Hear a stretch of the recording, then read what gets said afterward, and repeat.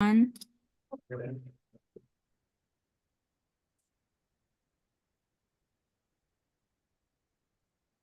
You are now live on Channel 8 and YouTube.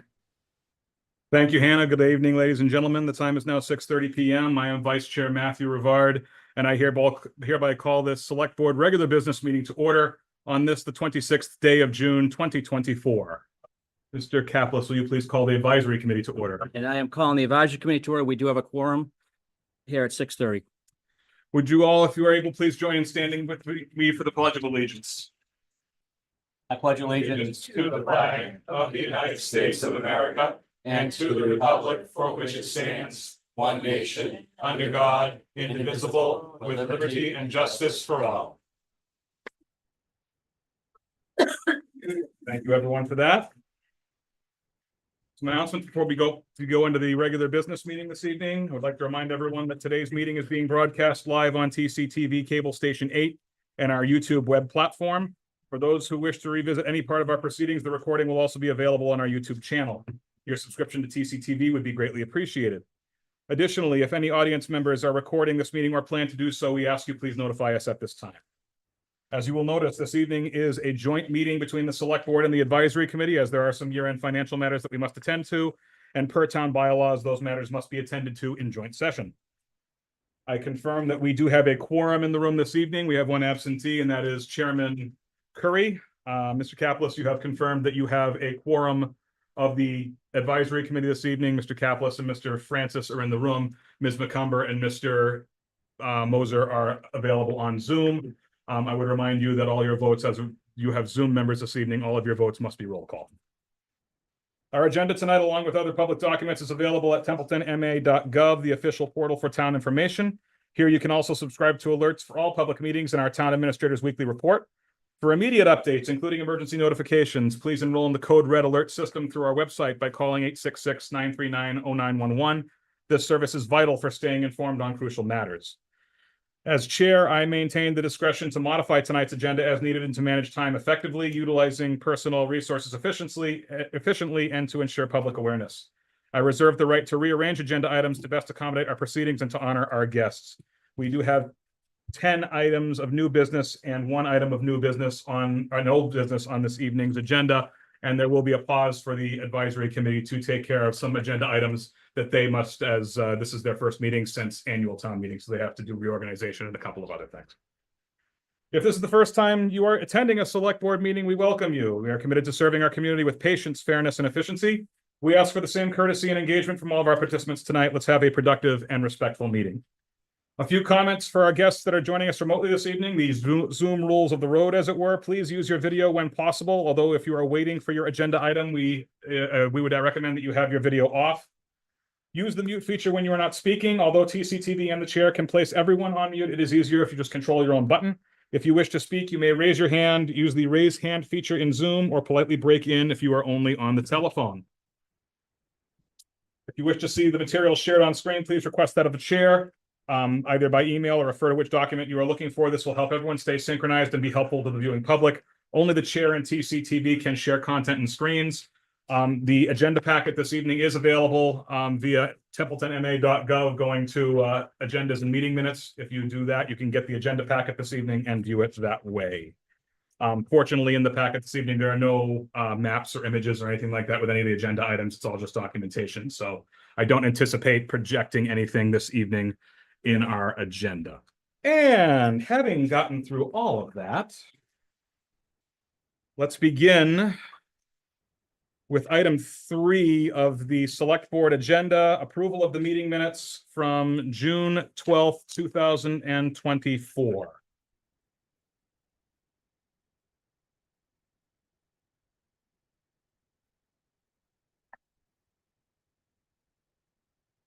I'll entertain a motion at this time. Mr. Chair, Mr. Bennett. I would make a motion to table these minutes so they can be corrected to align with the open meeting law. On the 3rd page, it says presentation fiscal 23 audit. It has Paul Gargano and accountant Kelly Pontebrand presented via Zoom to review the fiscal 23 audit. It says C document 6C. C document does not meet the requirements of the minutes the content required by the open meeting law. I recall that Mr. Gargano specifically spoke about the overlay fund seeming to be excessive, putting money in the right places and other things. This is the second time something like this has been in the minutes since a May meeting, since I've been back on the board. Easy and simple and see the video or see this, it does not cut it. So I would make a motion to table these minutes, get them corrected and bring them back for our next meeting. I have a motion to table the minutes for correction to comply with the open meeting law. Do I have a second? Second. I have a motion duly seconded. Is there any further discussion on said motion? Is there any further discussion? Hearing no further discussion, I go to a roll call vote. Mr. Toth, how do you vote? Yes. Mr. Bennett? Yes. Ms. Griffiths? Yes. And I vote yes as well. That vote is 4 yes, 0 no, 0 abstaining at 6:36 PM to table to the next regular business meeting. We have no executive session minutes to approve this evening. We will now move to citizen input. How many citizens are here that would like to provide input this evening? I have 3 hands raised. All right, I will just remind us 20 minutes total. I'm not going 20 minutes total for everybody. It should be 3 minutes per person. That's per our select board guidelines. And Ms. Toth, since you were up first, please go right ahead. I would remind anyone this evening, if they come to the microphone in order to speak, I would remind you to please give your name and address or function so that we may have that for the record. Liz Toth, Gray Road. Thank you, Ms. Toth. Please go right ahead. So two different subjects. First subject, sort of along the lines of what Mr. Bennett just said. My comments from the previous meeting were not sufficient. It didn't really deal with exactly what I said and what bylaw I was referencing. So I'm providing a copy again of the, pass them out. The copy for everybody. Let the record show that it was provided to the board a copy of public body checklist for creating and approving meeting minutes. So the second thing is that in the last meeting, I also said that if it was not discussed in that meeting about the town bylaw that was violated, that I would be filing a formal complaint. Here is my formal complaint, that I'm requesting a formal hearing as to be held as being held by the other town being held for other town bylaw violation complaints. I'll get it out right. Okay. Yeah, I'm sorry. That's fine. I believe the town of Templeton bylaw, section 71-3 annual report was violated by not having the printed version available by 30 April 2024. The publication, it says publication, it shall be the duty of the board to publish the annual report, comma, to be made available to the residents of the official town website on the last Tuesday of April of each year, and for the distribution at the polling places and also at the town hall in the board's office. There's only 2 punctuations in there, the comma and the period, okay? I won't go through everything else in here beyond the fact that I tried to get it on May 7th. And then on May 15th, it wasn't available at the town during town meeting, and also wasn't available during early voting and the mail-in ballots. This complaint is against both the select board, except for the newly elected select board member, Jeff Bennett, because he wasn't part of the board at that point. And as the select board are accountable for ensuring the compliance with the bylaw, and the select board staff are still responsible for performing the select board administrative day-to-day operations. It's not clear to me who specifically on the select board staff was assigned the task to execute preparation, printing, and distribution of the annual town report as specified by the bylaw. I'll leave it to the hearing to determine who ultimately owns the failure, minimally needs to make a public apology, and possibly pay the mandated fine of up to $300. Thank you. Do you have a copy of that? I have a copy for everyone and a copy for the.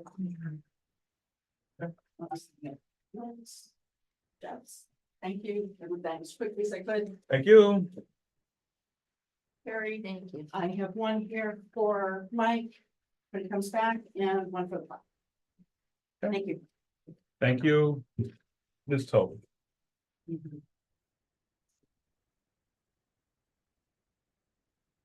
Gail Noel, 87 Winchester Street, Senior Advocate is my title. I was concerned, and I did write you all a letter, but I was concerned about the ARPA funds. The auditor mentioned them in the last meeting. I can't find what we have committed to on any website. And will this be available? The auditor stated that being committed isn't enough. We have to have things on contract. Being allocated isn't enough. Committed is when things are on contract. Okay, it Yeah, has to be that's on, okay. Nope, that's okay. has to be on Has contract. to be on contract and. So what about the kitchen? You've allocated funds for the kitchen at the senior center. But we don't even have drawings since April of 23. You know, if we don't have any drawings, how can you put it out to bid and how can you get a contract? So, and who's monitoring all this stuff? You know, what other, I mean, that's just one example. What else is not being monitored? And, you know, will we lose funds if we don't use them? You know, if you could address this, I'd appreciate it. I will, what I will do now, I can't obviously address that right now. I understand. We are not prepared to do so. However, what I will do. Mr. Lamontagne, I'm going to ask for an agenda item for the next regular business meeting under old business, report ARPA funds, Status. allocation and commitments. We obviously know what the allocation was. We did that a few months ago.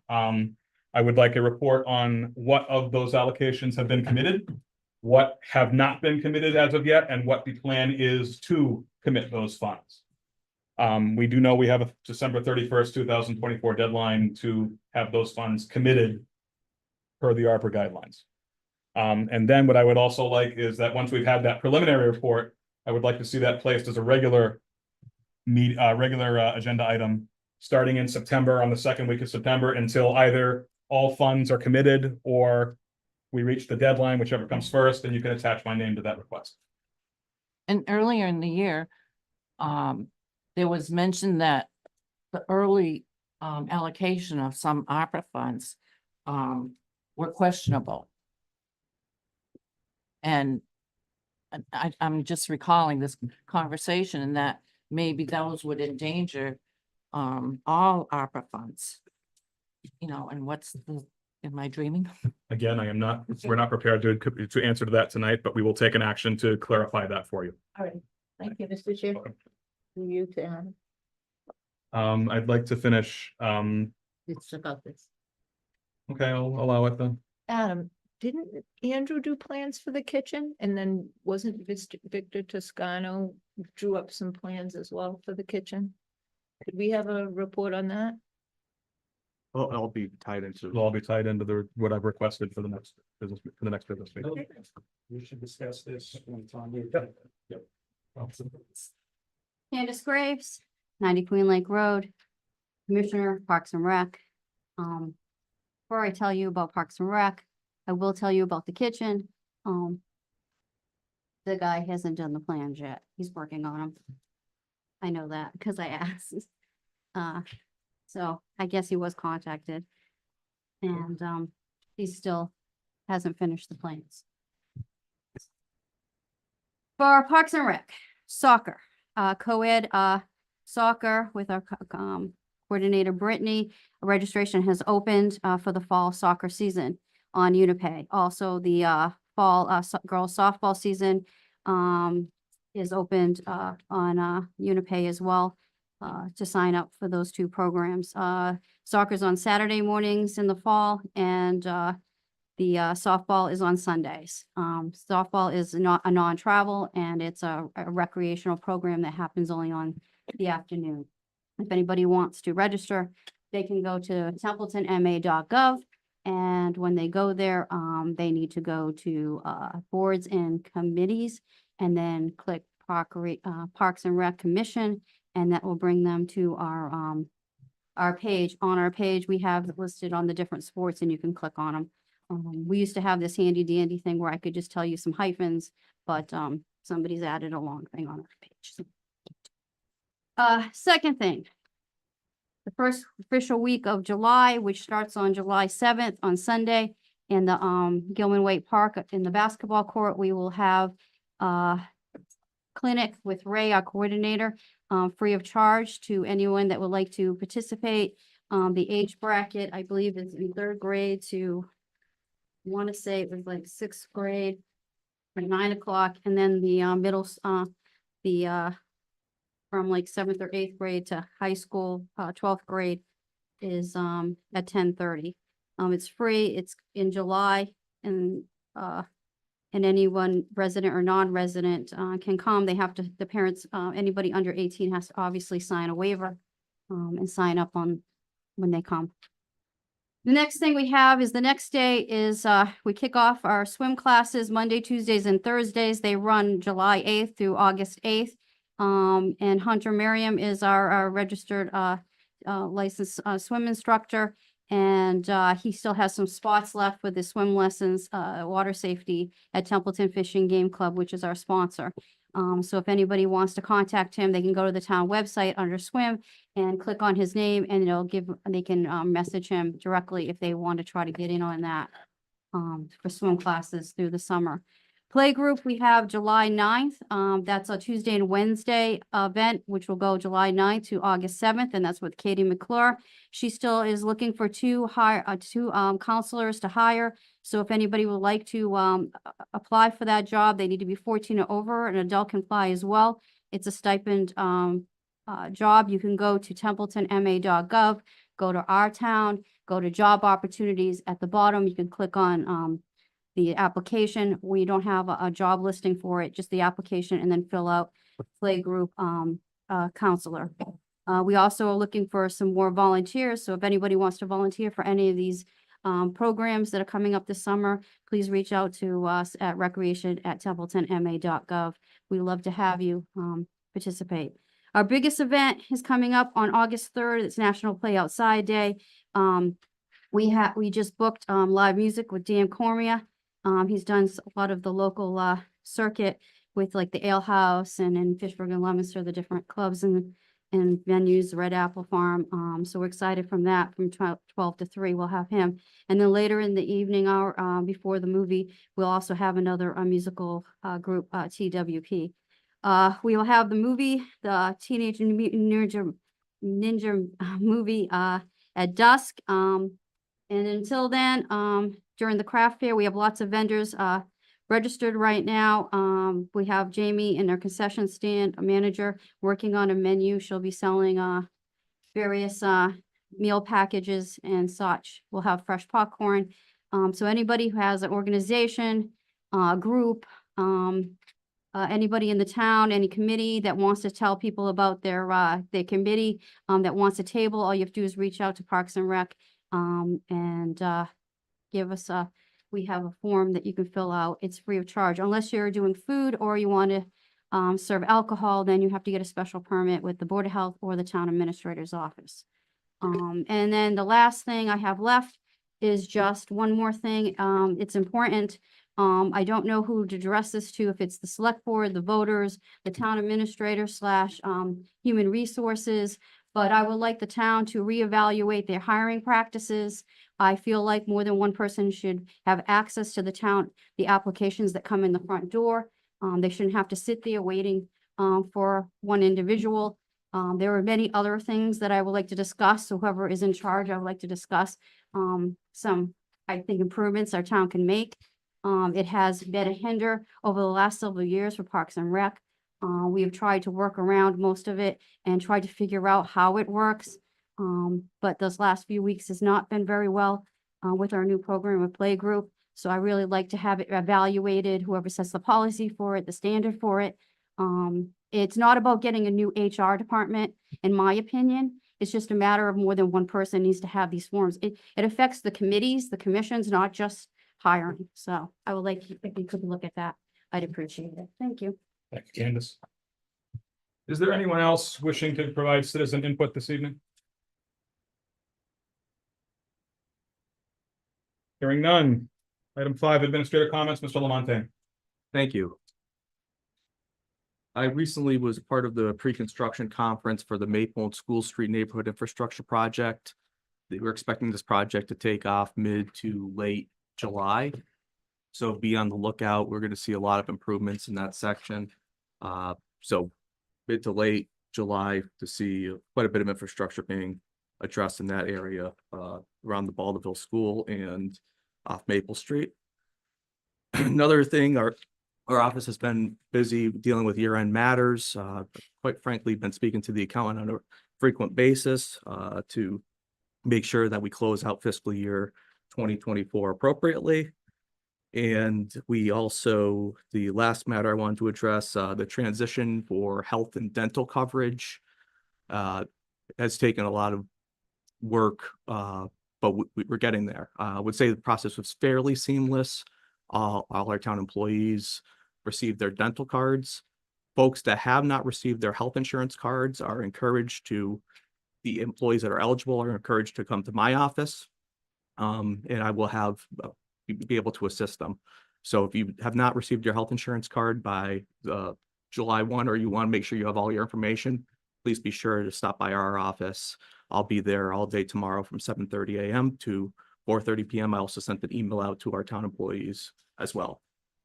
So a lot going on, end of year, and yeah, I got to say, this is the first time I've ever been through a transition of health and dental coverage, but we're expecting a savings because we remember when we budgeted in fiscal year 2025, we did so under the Maya renewal, but since we had such a significant savings with our retiree plan as well as our actives, we're looking at approximately 105K of savings in our health and insurance budget come the following fiscal year.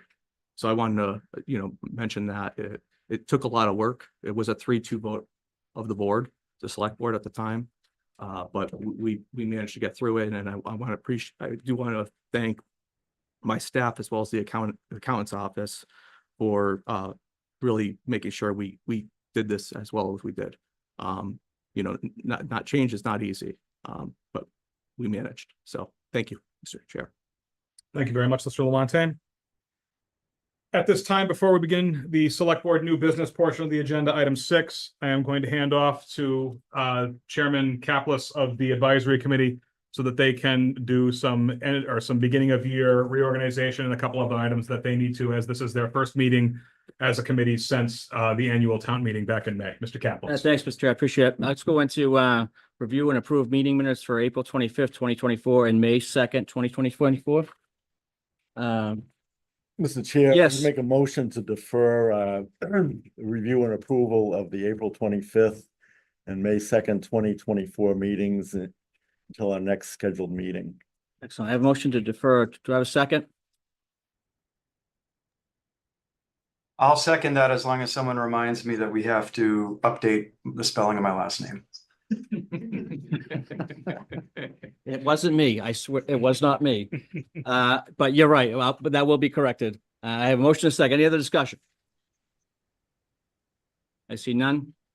Jacqueline? Yes. Andrew? Yes. No? Yes. And I vote yes as well. Thank you. Those will be deferred. We need to go into reorganization since the annual town meeting. We need to chair, vice chair, and a clerk. I'll entertain any type of structure at this time. I move that John Kaplis be elected chair for the coming year. Can I have a? I appreciate that. Well, do I have a second?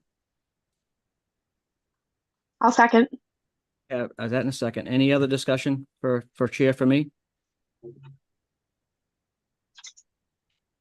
I hear none. Jacqueline? No. Andrew? No. No? Yes. This is gonna be awkward. And I vote yes as well, but this has never happened before.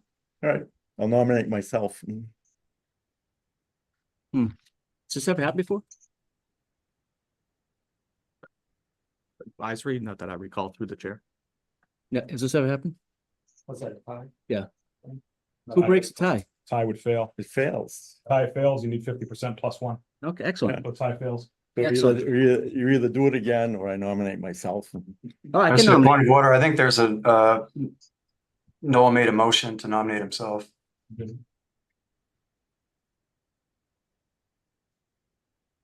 I'll second. Any other discussion? You had none? Jacqueline? Yes. Andrew? Yes. Excellent. Noel? Yes. And I vote yes as well. Thank you. Woo. All right, Vice Chair. Vice Chair. I would nominate Andrew for Vice Chair. I second. Okay, then, so any other discussion? Jacqueline? Yes. No? Yes. Andrew? Yes. And I vote yes as well. Clerk? I would like to nominate Jacqueline Macumber to be clerk. Okay, I'll second that. Any other discussion? I see none. Jacqueline? Yes. Andrew? Yes. No? Yes. And I vote yes as well. Excellent. Okay, we're gonna move on to the budget versus actuals for April and May of 2024. Did you have a motion for that as well? Or do you want to table those? I would make a motion to table with one comment.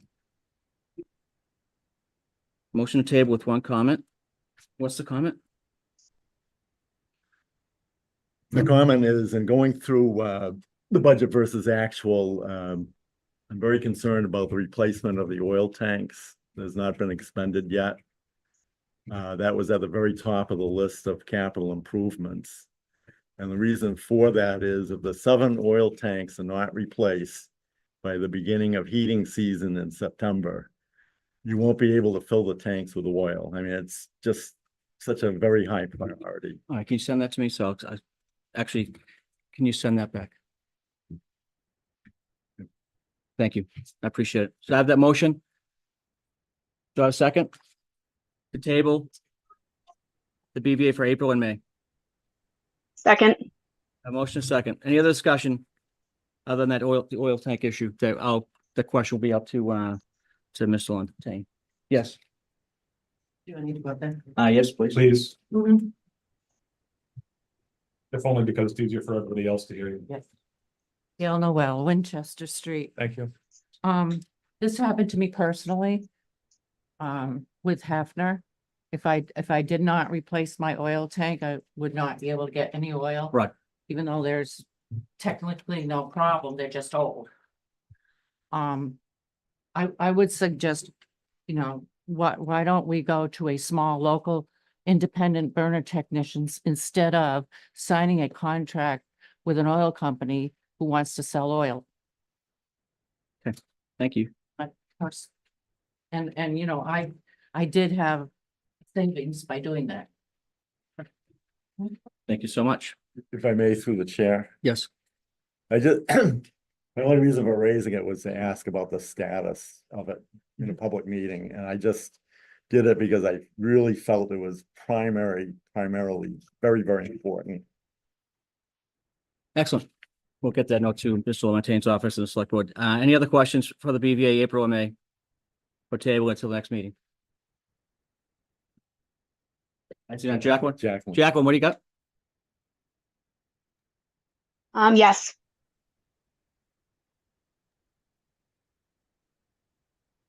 Okay. Andrew? Yes. No? I'll vote yes. Yeah, and I'll vote yes as well. Okay, I yield it back to you, Mr. Chair. Thank you. All right. Thank you, everybody. At this time, we're going to move to the select board agenda of new business. If there is no objection from anyone on the board, I am going to use my power as the chair to move items E, F, G, H, and E, F, G, H, and I to the beginning of the agenda, because for the purpose of the joint meeting with the advisory committee. Thank you. Is there any objection? No? Mr. Bennett? Ms. Griffiths? Any objections? I'm listening, hold on.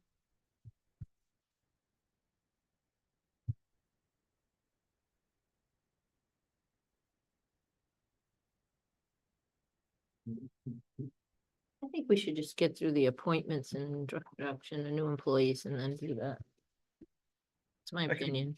I can do those two first and then move the other Why items. keep- That's fine. Why keep people away from their families when we have other business to do? In that case. Item 6A, introduction of new employees, administrative assistant, Parks and Recreation. So this is Rachel Flory, our new administrative assistant for Parks and Rec. Okay, what do you want to tell me a few things about Rachel? Rachel Flaherty, I live on Turnley. I moved here in 2021 from the Boston area, love it here. And my kids love it here. We're doing softball and then they had it on, they're looking for an assistant and I'm an assistant for Marriott International and the sales office, so just need a little extra money for, some stuff, so. That's what it. Excellent. Welcome aboard. Excellent. Welcome aboard. Um, Thanks for coming. Appreciate Thanks for you joining. joining us. We appreciate you joining the team. All right, item 6B. We have 3 appointments this evening. The first is John Thomas, the library trustee. You have the committee interest form in front of you. Is Mr. Thomas here this evening? He's not.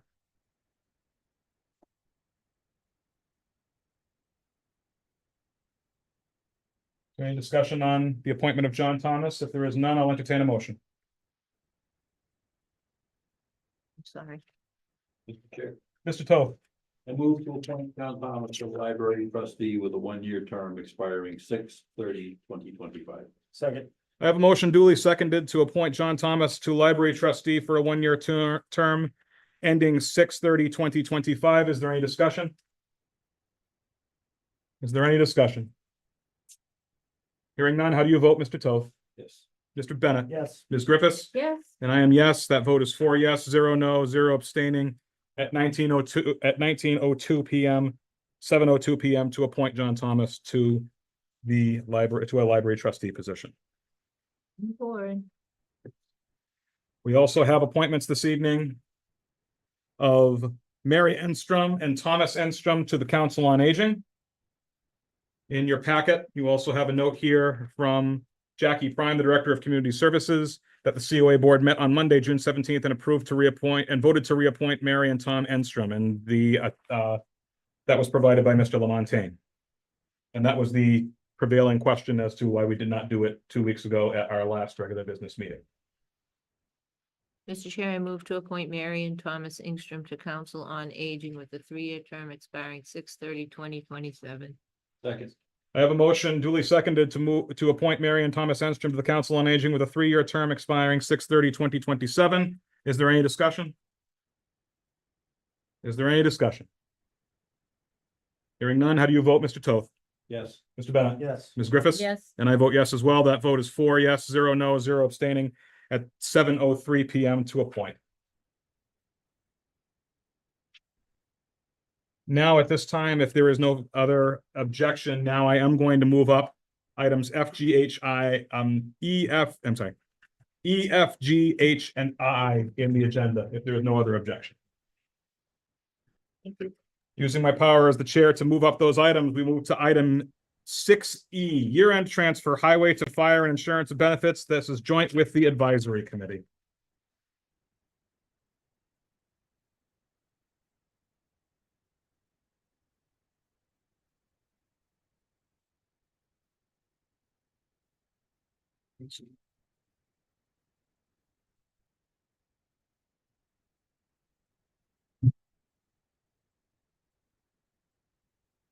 Is there? Mr. Lamontagne, If I may, Mr. Chair, please. what you have in front of you is a requested amount of $40,000 for insurance and benefits. This one was actually short, and looking back at it, we put in exactly how our health insurance, and you remember when we got our MedX renewals and for the because they were on calendar year, they actually went up 6% as opposed to what was in the budget book. In addition to that, we had that workers' comp audit. And it was really the lump sum disallow of 58,544. Otherwise, the budget would have been quite close. So looking back at it, hindsight's 2020. This year, I did take a review of the insurance and benefits budget. And because of the savings we're going to anticipate, I did a lump sum disallow of roughly 70K, a little bit over.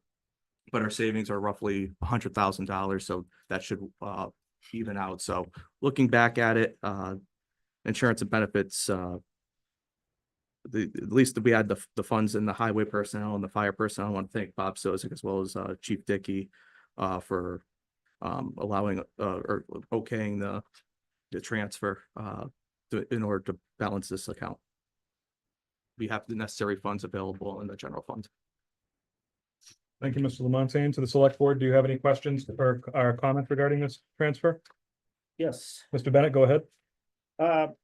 According to the May expenditure report, there was 89,131.87 left in insurance and benefits. Do we know what that is in there today?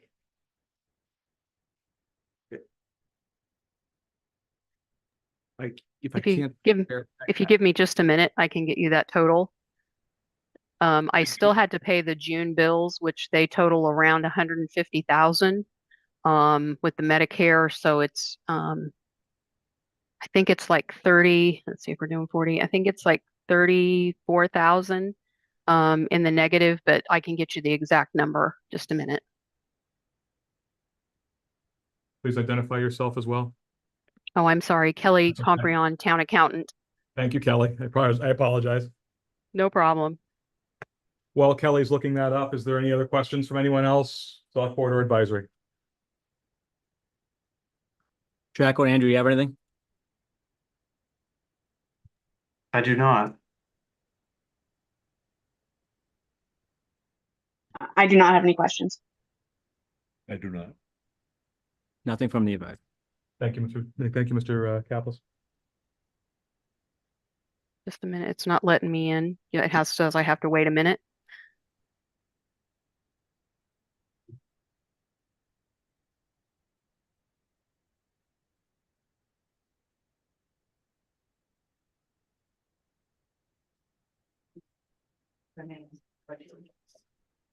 Identify yourself. Ray Road, Thank you. I'll be nice and loud. Thank you. All right, so the lump sum disallow for the 70,000, 78,000, whatever the huge amount was. I'm trying to understand the sequence of events. The budget was set and agreed to, right? And then we signed the contract. I'm trying to figure out how we could end up with this. Where does that 70,000 lump sum disallow end up going? So, If I may. Mr. Lamontagne, I believe that, so first of all, we're comparing two different things here. When we're talking about the 70,000 lump sum allowed and the 105,000 in savings, that's actually for FY25. That was what Mr. Lamontagne was talking about. Like for next year, we should be okay. For this year, the lump sum disallowed for FY24, the lump sum disallowed was, 58,544. there you go. Okay. So I just wanted to make sure that was clarified. Yes. Okay. And we added 39,000 at the annual town meeting.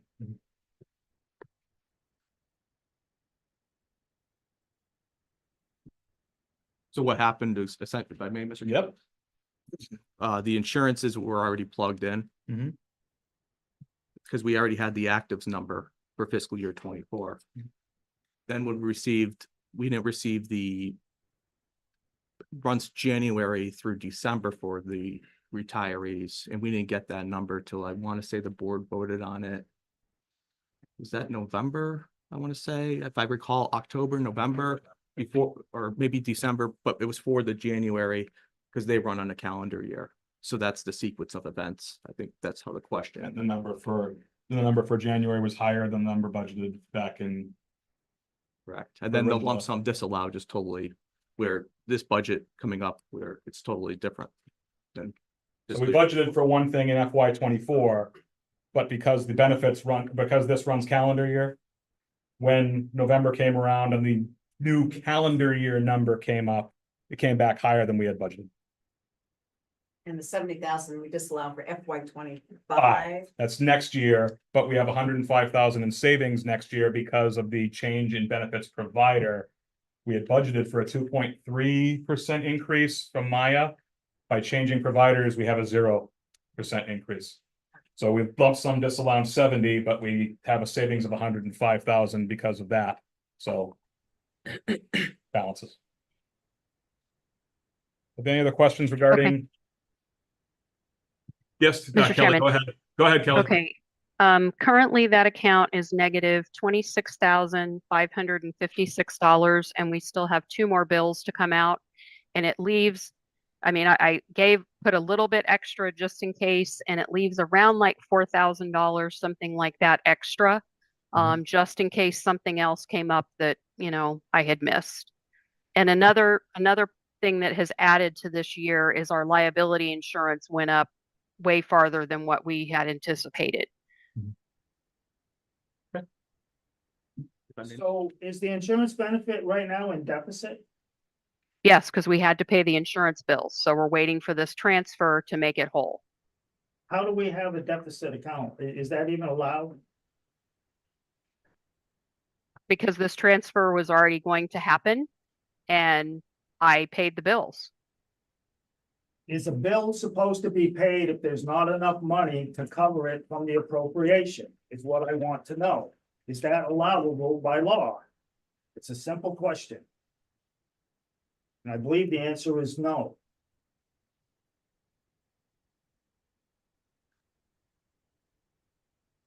If the town appropriates a certain amount of money for a fiscal year, to me, regardless if it's a specific account or not, if you still have money in your general fund, then you should pay a bill that you're obligated to pay.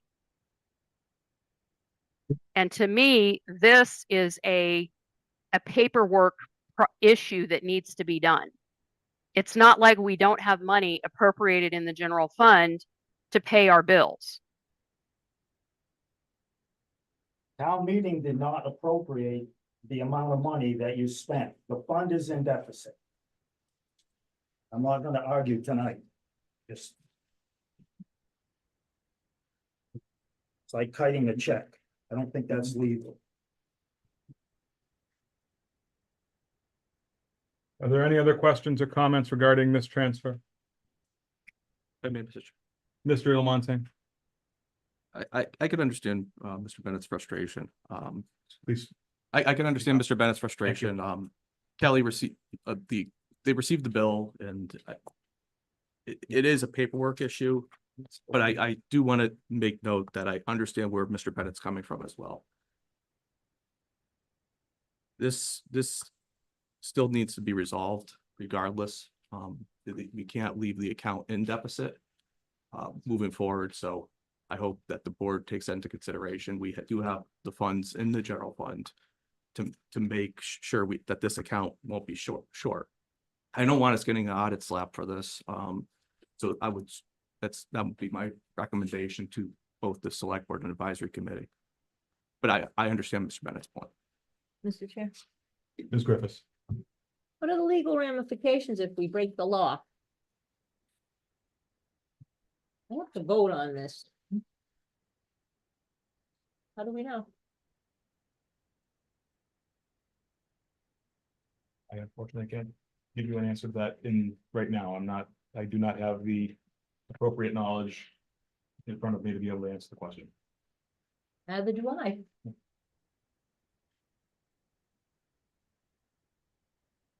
The only thing I do know is that we have to make sure that the accounts are all in order by the 15th of July. That's the drop dead date. And our next meeting is July 10th. That's correct. If we table it until then, will that I- give us enough? I would not do that. Because if it's already in deficit, if we don't move these funds, more bills are coming out. I mean, I'm sure the general fund has the funds available and when we do vote for the budget at town meeting, we vote for the entire number. We don't vote for the individual line items. I'm not saying that Jeff is wrong. I think Jeff is 100% right. The only account that you can deficit spend, Why are we transferring? this is my next question. So the only deficit spending that you can make by law would be is actually snow and ice. Because I had this conversation when I was the veterans agent in town too as well. In the veterans office, we were in deficit. And I said, we can't spend in deficit. And we have these veterans that need these dollars each month. And we had to wait till the May town meeting to move those. We just had town meeting. I don't understand how this was missed. We already moved 30-something thousand at town meeting from free cash, I believe, to this benefit, correct? $39,000. Right. And now we have, so this was like an oversight? I'm just, Go. By our policy with free cash, it was pushing the maximum. Because we have funds in the general fund, Right. those are the funds that we should be transferring at the end of the year. And I had asked for the full amount for town meeting. And because we had money that could be transferred, we didn't appropriate that from the free cash to do these transfers now because we knew we had surplus in these other accounts that their money was there to transfer. Mr. Chair, point of Yes. clarification, is it a difference of $1,000? We approved 39,000. This is an additional 40,000. From what the town accountant said, by transferring this 40,000 at this time, at the end of the fiscal year with all of the bills paid, it will leave her $4,000 in this line, which is the buffer just in case something else unexpected comes through.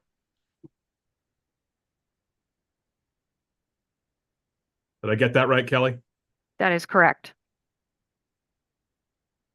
Mr. Chair, I just think basically, if you have the managers of the dollars of the different accounts like police, fire, et cetera, highway, they all know what their budget levy responsibilities are. They know what their late bills are going to be. There's a process in place. So why isn't the same process being followed for somebody, for this department head as well? If we knew that these dollars were needed to be transferred, why didn't we? But what you're saying is if we knew this was going to happen, this should have been done earlier before the account went to deficit. Right. And I would agree with that. That's what I'm This trying to is- say. This is late. This could have been done before town meeting. This Right. could have been done in April when we Right. knew by projection that we were going to be in deficit. We can meet, yeah. I mean, that's, Correct. again, And I asked for that amount then. And it was decided by the town administrator to ask for the 39,000 at the town meeting. And we do the 40,000 now with the transfer. okay, that's it. I have no other But questions. the bottom line is that this could have been done 2 months ago if we knew that the deficit was going to happen before the account went into deficit. Is there any other comments or discussion on this transfer? Mr. Chair, just a comment. Mr. Toth? Advisory, as we opened the meeting, just deferred discussion on the BBA for April and May. Mhm. This rolls right into that. I'm gonna have a really hard time getting behind this one. Yeah, I agree. This should have been caught months ago. And a point of clarification, Go Mr. ahead. Chairman, it was caught. And I advised the town administrator that we needed the full amount of money, the 40 and the 39 that we've voted at town meeting. And it was decided by the town administrator to do 39,000 at the annual town meeting because we already knew we had surplus in these other accounts instead of using more free cash to cover this. Because we had staff in the highway department that has been out. We've got positions there that can't be filled. So we have a surplus there. We have a surplus in the fire department because there's again been vacancies and, we already had this money appropriated to be used. So that was why the decision was made. So it's not like this just came up yesterday and we determined that, oh, this account is overdrawn. We've known about this and this was how it was decided to be handled. Going forward, we would never do this again. I will not ask for a transfer period. We will make sure that at town meeting, every dollar of free cash is used that needs to be used to make sure this never happens again.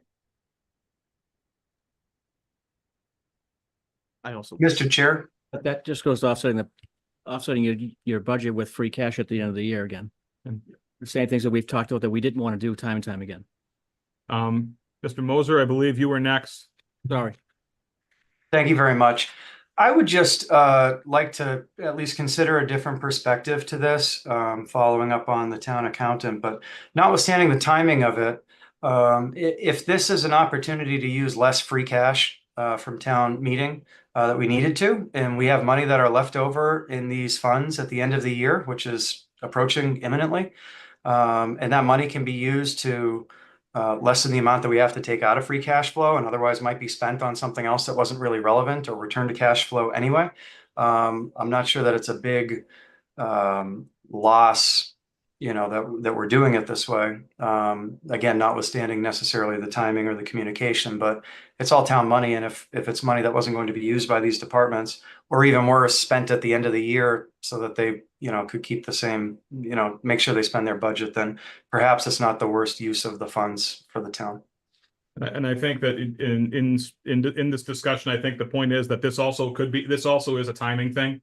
In that if we knew that this account was going to go into deficit, then this transfer could have been brought to us 2 months earlier to avoid the account going into deficit.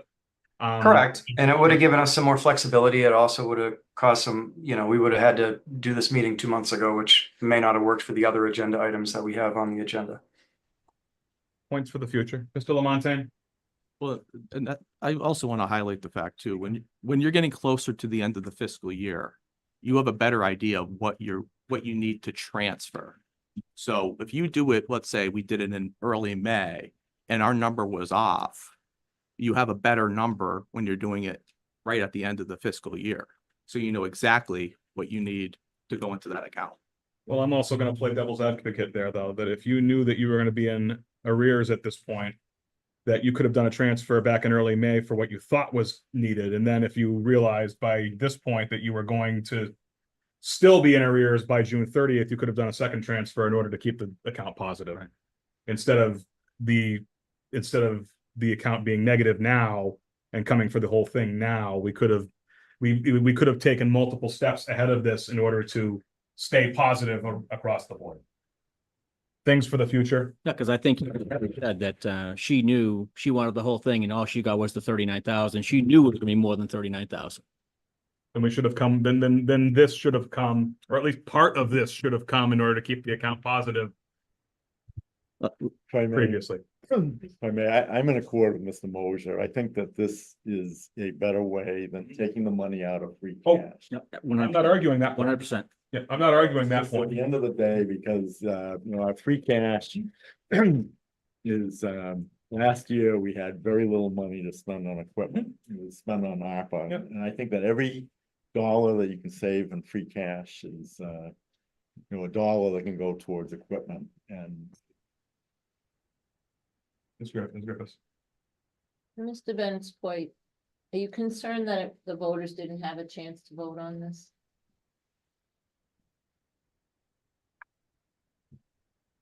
It would have been pointed out at town meeting, put that amended motion right on the floor, no problem, but. Right. It's a bigger problem than this. Thank you, Mr. Vice. Liz Toth, Gray Road. So that was sort of my point for Ms. Griffiths, as far as I'm concerned, as a taxpayer, I was lied to on town floor. And to bring these things up later on, it's a shell game. You do it on the town floor. These end of year transfers should be emergency only, and you should never deficit spend. Thank you. I just have a grave concern. We've gotten this account into a deficit, and I'm curious when the check was written or the payment made. And has that payment actually cleared, or are we looking for the Hail Mary that we approve this tonight so we don't bounce that payment? That's a grave concern I have. And I guess through you to the accountant, I'd like an answer to that. Ms. Bonpriand? Give me just a second. The check was cut on the warrant for June, I believe the 14th. I would have to go back, double check, look right now, but I believe it was on the 14th. So it was 2 Fridays ago. The check minimally has been cut. Yes, because they have to have the money in hand by the last day of the month.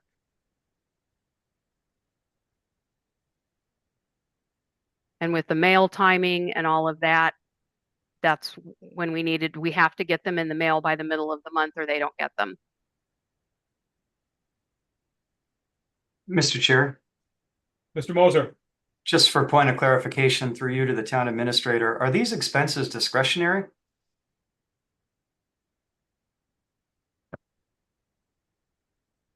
go ahead. What the accountant's talking about is the Maya bill for our health and dental coverage. And the way our office, I mean, when you pay those bills, is it set through the chair to the accountant? Maybe I can clarify, Mr. Administrator.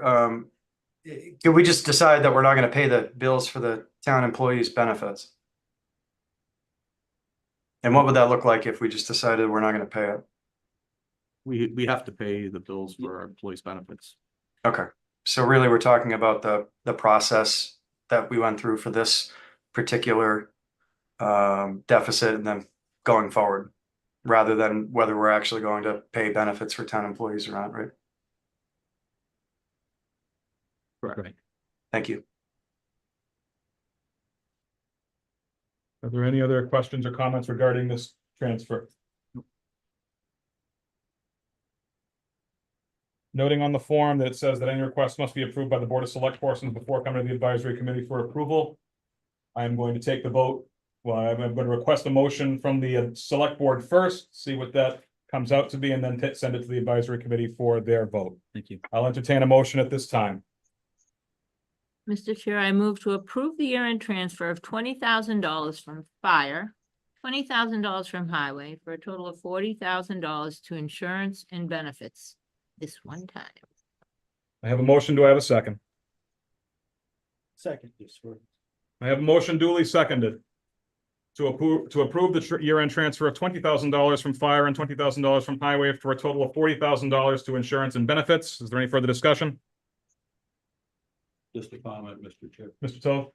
In the future, these kind of actions need to be clearly articulated and presented at town meeting. This is an absolute travesty that we're going through this exercise at this point in time. Agreed. Agreed. Are there any further discussion or comments? Hearing none, I go to a roll call vote. Mr. Toth? In the interest of protecting our employees, I vote yes. Mr. Bennett? No. Mr. Bennett votes no. Ms. Griffiths? Yes. And I vote yes as well. That vote is 3 yes, 1 no, 0 abstaining at 7:27 PM to approve the transfer of $20,000 from fire and $20,000 from highway for a total of $40,000 to insurance and benefits by the select board. Advisory committee. Thank you, Mr. Chair. I'll entertain a motion at this time for this transfer. So moved. Do you have a second? Second. Motion second. Any other discussion from the advisory committee? No. No. See none. Roll call vote. Jacqueline? Yes. Andrew? Yes. Thank you. No? Yes. And I vote yes as well. Who has the original documents? I do. Okay. I do. I'm going to, I am signing those right now.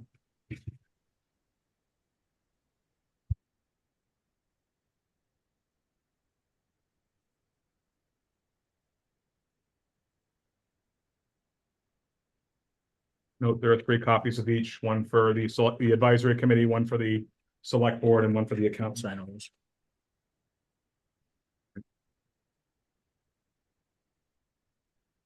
The new chair can sign those. Yep. Yeah, buddy. Skippy, skippy. Please hand these over to Mr. Francis for signature.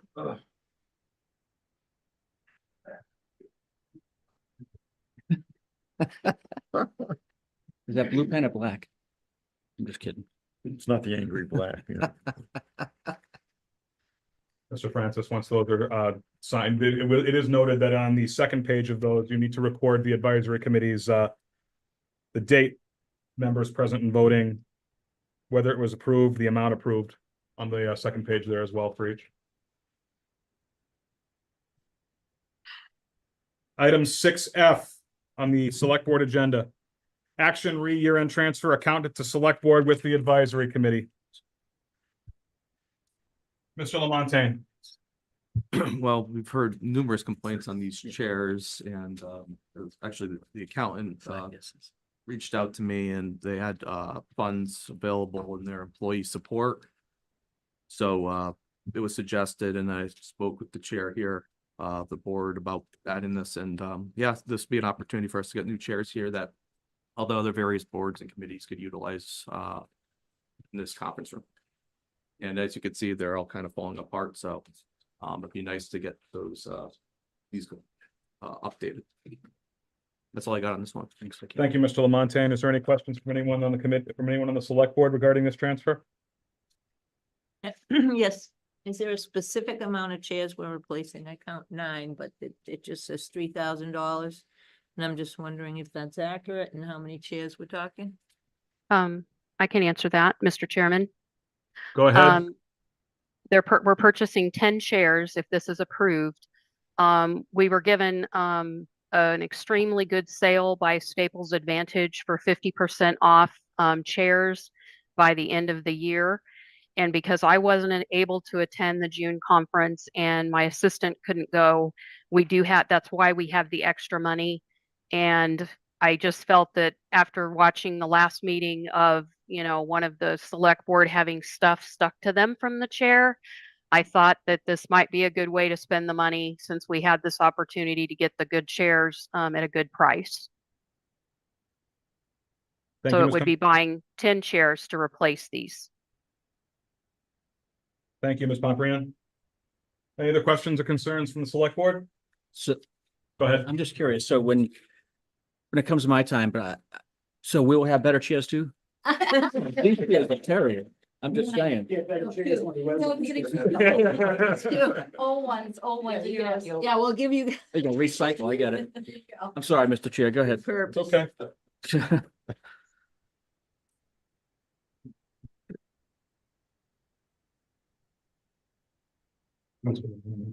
Any other comments or concerns on this from the select board or the advisory committee? Going once. Going twice. Hearing none, once again. Vote must be by the select board first and then the advisory committee. I will entertain a motion at this time. Mr. Chair, Mr. Toth.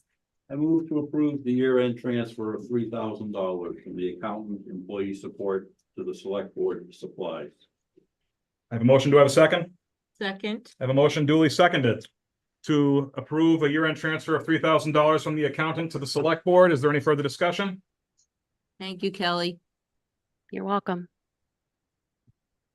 Hearing none, how do you vote, Mr. Toth? Yes. Mr. Bennett? No. Ms. Griffiths? Yes. And I vote yes. That vote is 3 yes, 1 no, Mr. Bennett, and 0 abstaining at 7:33 PM to approve that year-end transfer. Advisory committee.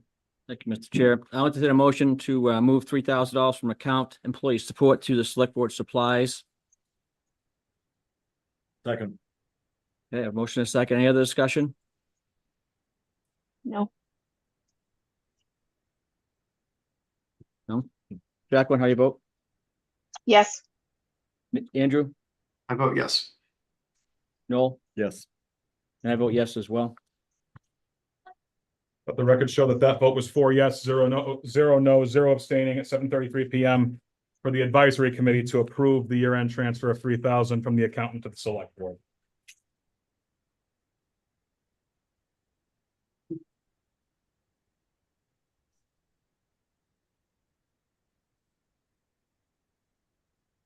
On the positive vote from both the select board and the advisory, the transfer is approved.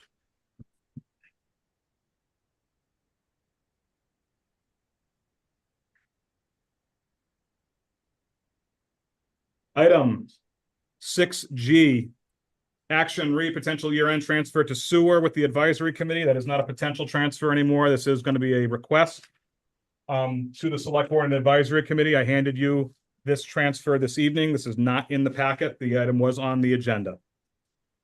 was on the agenda because at the time we were not sure if it was going to be necessary, and it seemed that it would be necessary. Is there anyone here from the Sewer Commission to speak to it? Obviously, Mr. Chair, I just hope this gets uploaded probably the It next will be. day or so. So It people will can have be. visibility. Thank you, Jeff. Unexpected. You need one, Adam? Oh, Mr. For the record. Aldrich, correct? Yes. Okay. Let the record show that Mr. Jeff Aldrich of the Sewer Commissioners just distributed a distribution of expenses that are to help explain the transfer that is in front of us at this time. Obviously identify, gentlemen. Jeff Aldrich, Superintendent. Mark Machete, Chairman of the School Board. Okay, gentlemen, the floor is yours. So this is just a ballpark list of repairs, replacements that weren't budgeted for. One-time repairs that never had a year with this many things breaking or whatever. So it wasn't budgeted for basically. And it's basically just to cover it. My case pump at the bottom, we spent approximately $26,000. We're lucky if we do $6,000 in a year with them. As an example, so it's basic numbers. We had a sewer main break. So, I remember. yeah, Yeah, I know. that That was, wasn't my fault. yeah, that was 35 grand. Wow. You had to have a pump truck there pumping the pump station out the whole time. It happened on Saturday night. You have guys there. Great. By the time you get someone in on Sunday, then we had the road plate, we had the, that move, it just, it's not cheap. The sewer flows 24/7. You know, like Pleasant Street, the top one, level sensor. The level sensor is only approximately $1,000. But for them to come in and go in the wet wells, about $7,000 because of confined space. And it's, you know, you can't budget for everything, kid. You don't expect that, you don't know.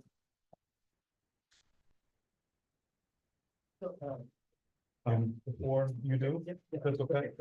Before, Mr. Bennett, I let you have your question. For the good of the public and the people on Zoom, I would like to read from the transfer form itself that the total amount requested by the sewer department is $95,000 to be taken from highway personnel in the amount of $25,000, fire personnel in the amount of $45,000, and senior services personnel in the amount of $25,000, totaling $95,000, to transfer into sewer personnel in the amount of $15,000, sewer intergovernmental in the amount of $25,000, sewer supplies in the amount of $30,000, and sewer purchase of services in the amount of $25,000 to again total $95,000.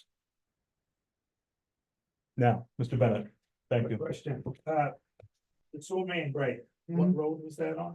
Patriots Road, right at the pump station. On 2A. So it had to be flowable fill. No, I just wanted to make sure, it wasn't on a town road that's fixing to get paid. No, it's the third sewer break, I think. Yeah, there's usually not. My father, I don't think's ever had any, and the first two were probably 10-15 years ago by Al Mayo's house. It's that one force main, so it's rare. No, I just wanted to, but if it was on a town road. Yeah, it was like fixing to be paid. about 11 feet deep. It was under an inch water main, directly under the water main. So they use specialized equipment. Excavate that to fix it.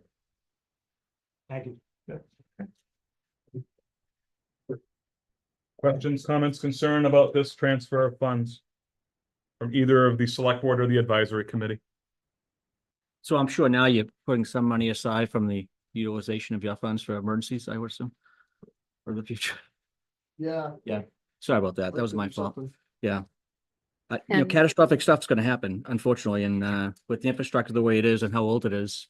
It's still relatively young. I mean, It is. It's young, seventies at the oldest, which is young, but it's.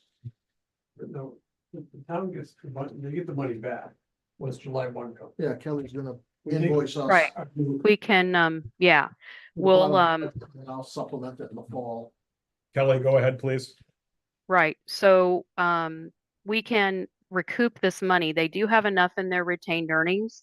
So what we'll do is we'll put on the fall town meeting, there'll be an article for the sewer department to appropriate from their retained earnings, this amount to come back as a transfer to the town for basically a reimbursement of these funds that we're giving them now.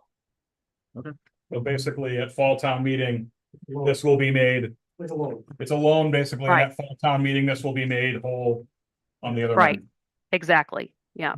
So it's not like we're losing money. We're just, as the sewer being a department of the town, we have to make them whole for the end of the year. And I mean, we have our budget here, and Jeff, walking through it. But most of our stuff, all I would say are line items. We've all come in under the 100%, some at 97, some at 93, some at 85. But when you get into these repairs, we're like 400% over. Yeah. So, but in overall budget, we're only 14% higher than what was projected. So we're gonna have to make adjustments for the following year, because next year is already. Right. Already done. 25's already approved, Yeah. 26 you guys are gonna have to make. And all these, I mean. One-time things, Jeff can tell you how many years. Each one of these things are, 26 years, 20 years. We're not just gonna go spend $20,000 on a pump. In 10 years, just because it's 10 years old, the pump's 26 years old. So when do you change it? It's not like some of you military people here know that something's 10 years old or 5 years old. You take it out, replace it, just because that's what the protocol is. If it had 2 hours on it or 2,000 hours on it, you change it. There's no question. But we don't know, when are you gonna change these things? We usually wait till they break, and everything's got there's two pumps, so one breaks, no one, and we have to fix the other one because. The other one can't be done without one, so. It's gotta get fixed. I can't park it till July. If I flush blows the motor, it's getting the motor as soon as I can. If I get a blockage, I can't tell the DEP, flush was parked, we blew the motor. And a lot of these pumps, like the septic pump, it was new in 06. So it's the first, we don't know you do your PM, you put in the maintenance, you amp it, you check the amp draw. Other than that, it's in a tank full of septic. You don't see it's a submersible. Right. So until you have a problem, the pump's 18 years old now. So at least now we know. It gives us a life expectancy more. Basically, and even that, the portable box is what happened, basically. But when they brought it in, it was ready to be rebuilt. So now we know, at least it gives us something. You don't know how to schedule it because it's original. Right. But I have like the filter pressate pump, the FP pump. That pump, I've been there since 90 and I've never seen that pump torn apart. So 34 years. And back in the middle days, if the press ran, that pump ran 24/7. So all winter long, it ran 24 hours because we ran around the clock. Now the pump runs maybe 10 hours a month. So that pump is, the plant's gonna be built before that pump wears out. Right. So I have another one that's ready to go, but I'm not worried about waiting a year because. Ms. Griffiths. So looking at this, and I know this is correct, but is this enough? And looking at the 168,000, Yeah, it should be more than enough. okay. That's just the total. That's the total of everything you've done. Yeah, all this stuff came out of our regular budget. Okay. They never expected to happen.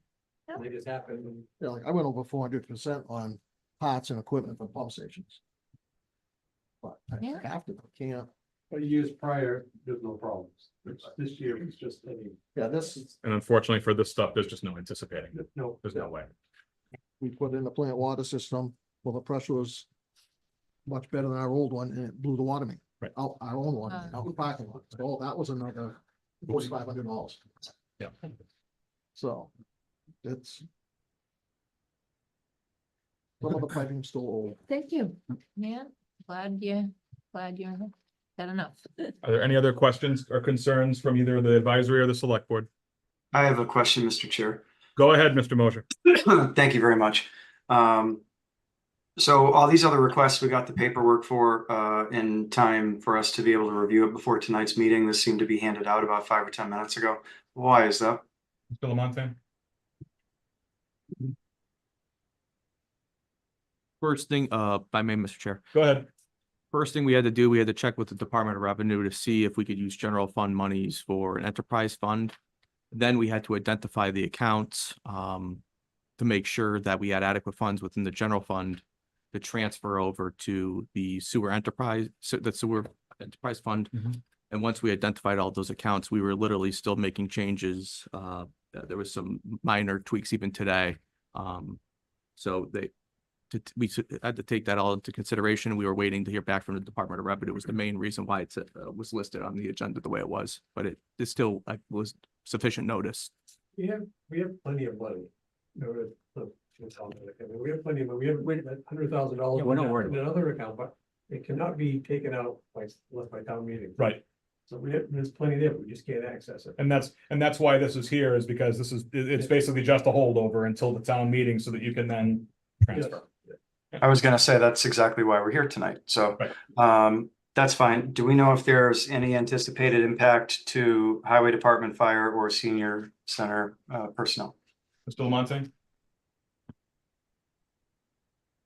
There was some, I know that I speak with the Director of Public Services that there was some things that he was interested in doing, but to transferring it to his other accounts, unfortunately, but that we have to help out the sewer department to make sure that they don't have a deficit. So the answer to your question is yes, there's other things that other departments are looking at doing. So there's some minor Have to be impacts. held. Not to wait till next. Yeah.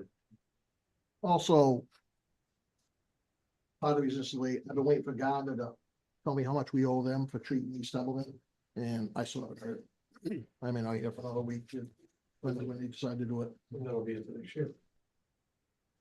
It's incumbent, Oh, okay. but it could be 11,000. Last year it was, a couple of years ago, it was low 20s. So that's why that's kind of so high. Are we still on the hook for their treatment plant as well? For What's up, we're still paying for that too as well. 50,000 a month, I mean, a year for, I think we got 2 years left. Okay. It was 300,000. Right. Are there any other questions or concerns from either committee?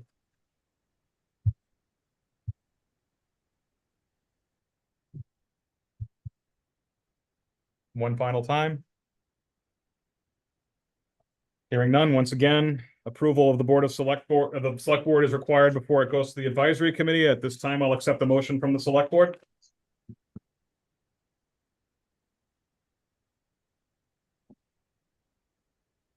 Mr. Chair, I move to approve the year-end transfers of $25,000 from highway personnel. Is that 45 or? Yes, 45. 45,000 from fire personnel and 25,000 from senior services personnel. For a total of, for a total of 9, but do I need to say to the accounts? To the Sewer Department. To the sewer department, total amount requested $95,000. I have a motion. Do I have a second? Second. I have a motion duly seconded to transfer $95,000 from highway personnel, fire personnel, and senior services personnel to the Sewer Department. Is there any further discussion on said transfer? Hearing none, how do you vote, Mr. Toth? Yes. Mr. Bennett? Yes. Ms. Griffiths? Yes. And I vote yes as well. The Select Board votes 4 yes, 0 no, and 0 abstaining to approve the transfer from highway personnel, fire, and senior services of $95,000 to the Sewer Department. Advisory Committee. Advisory, I'd like to take a motion at this time. So moved. Okay, to move highway personnel, 25,000, fire personnel, 45,000, senior services personnel, 25,000, total of $95,000 to the sewer department. That was so moved, correct? Yes. Excellent. Any other discussion? I just want to point out, I understand the need for us to do this, Mr. Chair. I also have reservations, the fact that we weren't able to review it really before the meeting started, and I understand there were extenuating circumstances and these things happen. I am concerned about the impact to the highway department. With that being said, I understand that this is really necessary for the sewer department, so I intend to vote yes, but hopefully we'll have a little bit more ample time to review these requests in the future. I agree. Any other discussion? Good second. No. Did I didn't get a second? I did get a second. No. I did did not. I thought it was seconded. I'll second it. I thought that's why you opened it for discussion. There we go. I did, okay. Thank you, thanks, Andrew. I can have a motion, a second. Any other discussion then? None? Jacqueline? Yes. Andrew? Yes. No? Yes. And I vote yes as well. The records show that the advisory committee voted 4 yes, 0 no, 0 abstaining at Yep, thank you, 7:50 Lauren. PM to approve the transfer of $95,000 from the general fund to the sewer department. Mr. Noel, Mr. Francis, you have the forms and are signing them at this time. Item 6H. Increase in Parks and Recreation revolving fund cap to $75,000 for fiscal year 2024 with the advisory committee. Ms. Graves. In your packet, item 6H, you will have a letter to the select board and the advisory committee from Templeton Parks and Recreation Chair Candace Graves, explaining the request. Candace?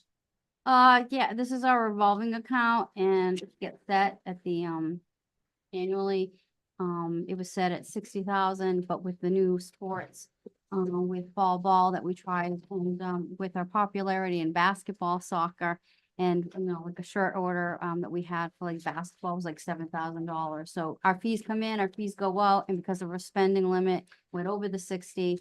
So, the May meeting, the 75 has already been set for next year, but this is to fix the problem because we went over the 60 where our limit. It was based on, when we did it, it was based on having different numbers for our sports and spending. We have more kids, we bring in more fees, therefore it involves more shirts, more sponsorships, and more equipment has to go to be spent. So that's where we are at. Anything to add, Mr. Lamontagne? No? Any questions or comments from either the select board or the advisory committee to the I do. chair, Ms. Graves? Mr. Bennett? Okay, first, this letter is dated March 26, 2024. There's no time and date timestamp on it, so when was this received in the selectman's office, the 26th, or in the month of March anyway? Correct. It was? Okay, What was, so the spending limit set by town meeting last year was $60,000. The March 2024 expenditure report shows that $53,453.37 had been spent from it. The April expenditure report shows $62,259.50. So it's already gone above the limit set by the town meeting vote. So my concern for this is, why is this just coming to the Board of Selectmen on June 26th, rather than being taken care of in April when the letter came in, or in May? This is again irresponsible finance coming to this board after the fact. You want us to vote after the horse is left. The May one is $68,000. We're $8,000 over a town meeting vote spending limit. When the board was, the office of the select board was notified by Parks and Rec. They did their part, March 26th. We need an increase in the spending limit. This don't get to the Board of Selectmen till June 26th? Are you kidding me? A hammer gonna fall on this finance crap. This town been in trouble with this stuff before, with stuff just like this. And if you, that's why I sound upset, because I am, because it bugs the hell out of me that we're doing crap like this. And there's no excuse for it. None, zero. It falls on the board because the people who were supposed to work for the board, because we don't work for them, they work for us, when an entity, a town department says, hey, we're approaching our spending limit, it needs to be increased, this needs to come to this board ASAP, not 2 months after the fact. And again, we spent beyond what town meeting said we could spend. I don't know why this was approved to be put in the warrant for selectmen to sign and the checks to be written when it's beyond the spending limit. And we don't get these reports always in a timely manner, so you can sit at the table and go through the warrant and say, oh, I'm not signing this. I'm gonna do my duty as a selectman and write hold on this because it's over the spending limit. This is just irresponsible financial stuff, inexcusable, and I don't know about the rest of the board, but I'm about had it with this. Thank you, Mr. Chair. Mr. Bennett, I am forced to agree with Mr. Bennett on certain points here. If this was received in the select board's office on March 26th, 2024, there was a meeting in April. There were 2 meetings in May, and we've had 1 meeting in June. For a total of 4 meetings since this has been received, where at the very least, this board could have acted upon it before an account on the BVA showed negative. To the town administrator. You received this on March 26th, 2024, or thereabouts. Why was this not placed on an agenda for this board prior to now? If I may. The account itself had sufficient funds in it. My understanding of revolving funds, they have to be adjusted by the end of the fiscal year. Otherwise, they would have been hit with the odd slap. So coordinating the meeting with, because it has to be with the advisory committee, I felt efficiency wise, it would be better to have them with the year-end transfers as well as the revolving fund increases. Well, I understand the concern about efficiency here. My concern would be more about the looks on a financial sheet that should not have negative numbers. But Mr. Chair, the account wasn't in deficit. It was a spec- Wasn't then, The account is now. the account's not in deficit, Mr. Chair. Mr. Chair, Go ahead. point of order. Ms. Graves said the account is in deficit. We've just identified through the BVA, the account Is is in in deficit. deficit.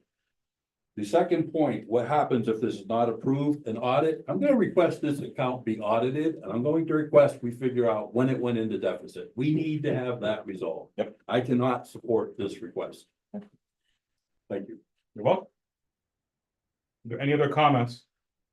Anything from the advisor? Just a question. Mrs. What are the Go- ramifications if it's not?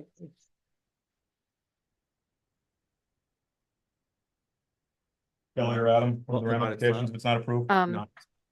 Mr. Yeah. Chairman, Yes, it will have to be raised on the recap as a deficit. Mr. Chair, I Go. am concerned, are there vendors who are going to go unpaid? So technically. Most of it is salary. Yes, and technically, we had the money, we had the physical money, the numbers are there, you're bringing in this registration, you're doing this, you're taking out. We usually keep a decent balance because we do have employees that we pay out of the revolving account. So we didn't physically, money-wise, this was about the limit the town set at the town meetings, to be clear. They set a limit of spending cap of $60,000, everybody voted for it. And we went over the limit, and we knew as we were coming into those months that we were going to, based on our sports and my fees coming in, I knew, like, when I order a shirt, it was gonna be $7,000 for that bill. So I knew I was gonna break over that 60 limit that the town set for me. So, and our commission had instructed me to tell the town administrator that we were about to go over and that we were concerned, and then they told us that this is the first time we ever had this happen because of these new sports. So they told us we had to write this letter, and then we had to present it, and then we had to wait until, I couldn't have the meeting until until June, is what I was told. So, but I already knew that I was concerned in February, I talked about it in February, and as March, I came into it in March. So this is a limit that the town sets at 60 for that account, even though there's plenty of money in the account to pay the bills. We are not supposed to do any spending over 60 because that's what the town voted for. We did go over it. We wanted to get that limit up so that we would be within compliance as a commission. That's what we felt. But we had to wait to get you guys all together because it's a two vote board process. Mr. Ms. Chair, Griffiths. in line with Mr. Francis. Are you saying employees aren't getting paid? No, the employees, everybody's been getting paid. We're doing our warrants and stuff, but we're over the 60 cap. You know, based on, I mean, Mr. Bills Bennett are has. current, vendors are current, employees are current. Yeah, but the money is still there. This is, I think Be that, there. and It's this is fine. I think this is a clarification that needs to be made. Because to Mr. Toad's point, he thinks that you're deficit spending, when it's actually, this is the revolving fund, this is with your the receipts. yes, we get the There's physical money from The money, public for the there is registration money in of the children, account, yeah. we're not talking about deficit spending here, we're talking about just raising the cap. Yes, cap limit, yes. Okay. A cap We're of 60,000. over the cap okay. limit by the state of Massachusetts. We're supposed to have a Yep, cap limit on a revolving Yep. account. That's my point. Yep. We have a cap limit, the cap limit was busted. yep, Yes. And so Yeah. that And- is definite, that is a deficit expenditure. I just There's don't no want- two ways around it. 53 to I understand there's money there. I just Yes. don't want The people. town said $60,000, Right. period. And Mr. Chairman, You did your part, right? Okay. You Yep. did your part. Okay. You- and exactly. Yeah. This So is, anybody think we don't have their money? I get that. Mr. Caplis, 1 second, Kelly, if you give me just a moment, I'm working on calculating up. Most of that over the 60 is payroll. We have had significant payroll to them, and we by law have to pay payroll. So if you give me just a few more moments, I will have that total for you while you continue your discussion. thank you, Kelly, Mr. Caplis. My concern now is gonna be moving forward, because obviously you're requesting an increase to 75,000. Is that $15,000 gonna be, with the way the program is running now, is that gonna be suitable and enough dollars? Well, I mean, that's what we set it at. We based on what we think, but you just don't know. I mean, there's a lot of factors that are now about to go in because the school is changing their policy on fees, which could make us more popular. Our sports could get bigger. We could come back. And by the time we hit the next set of meetings, we might ask for another increase. But I hope that would be before, But our next town. before meetings. overspending. Yeah, Mr. Chair. I mean, this is, you can't, it's hard to predict on, per cost go up but it was in good faith when they set the 60. Like I said, we have new programs and, And Well, just like the and to make- town likes To to, make a point too, in town meeting, their cap was set for 75 for FY 25. right. So this is, the match. right, they planned for 25, that it's gonna be higher. No, I understand. I mean, that they're still over the cap now. Yep. That part is not in, No, and my big thing is just like Jeff always says too, we talk about forecasting all the time. It seems like it's like a trivia word or something. Why are we not forecasting? And I know you are. Yeah, well, some of these sports too, we've been playing catch up for the last several years on getting new equipment because it was outdated. Right. So a lot more extra spending has gone into it. So we should be plateauing. We're starting to understand our employees, how many we need for, referee, umpires and that kind of stuff. Mr. Francis and then Ms. Newell. My only question is, for the coming fiscal year, is that amount going to be enough, or should you add 10%? I know from my own experience, having a 10% buffer is really ideal. And I suppose you're shooting at a moving target and it's hard to project. Yeah. I mean, like I said, we bought a lot more unexpected things to fix things. So we feel like the spending is going to plateau now. So that's what we feel, but we can't 100%. And we don't know what the school, if they do offer the no fees, that would be like, people would say, I want to do that sport now, and I can afford doing both of them. That can make us more popular with basketball, soccer. our softball program. So we just don't know what the, you know, how many shirts we're gonna, you know, will we have a $10,000 bill for a shirt? We don't know. Ms. Noel. Yeah, Gail Noel, Winchester Street. Well, I was just gonna say that, you know, if you're spending all this money on supplies and equipment, then, you know, you should be aware that you may or may not be able to hire another person until the cap is resolved. Or through the, town meeting. Well, the umpires, or for the umpire fee was for the sport of travel softball.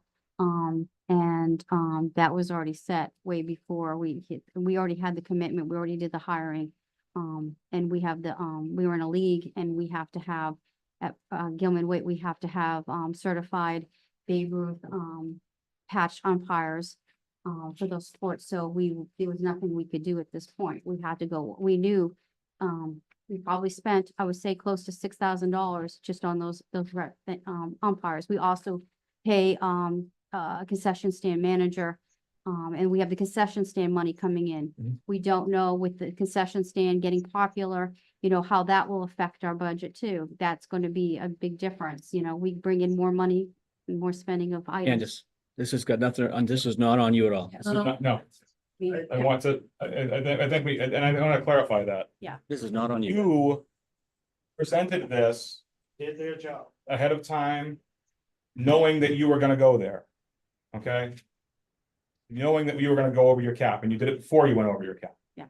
Okay, this was presented on March 26, 2024. We are seeing it on June 26, 2024. That is, right now, in my mind, that is my primary problem with this, not you, and not Parks and Rec. Absolutely. Kelly, did you have, are you ready?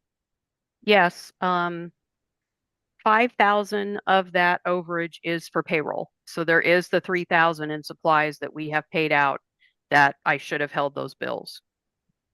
And when we think about payroll, again, think about what Candace is saying. It's not like, it may not necessarily be administrative assistant or a person in her staff, it's the umpires. Correct. Or it's referees, it's those people who get the games to go forward. It is concerning to me, for the vendors that you know, they put a lot of money when they make us a shirt. So if we don't pay in a timely manner, they're not gonna wanna do business with us. Are there any other questions or concerns regarding this revolving fund increase? Just a very quick question, Mr. Chair. Go right ahead. According to the budget versus actual for the end of May, allocated to the revolving fund is $90,707.86. They've expended just under 68. I understand it's over the cap. Out of that 90,000 and change, how much of that is revenue from fees and other income that Parks and Rec makes versus what's budgeted or allocated from the town as part of the budget?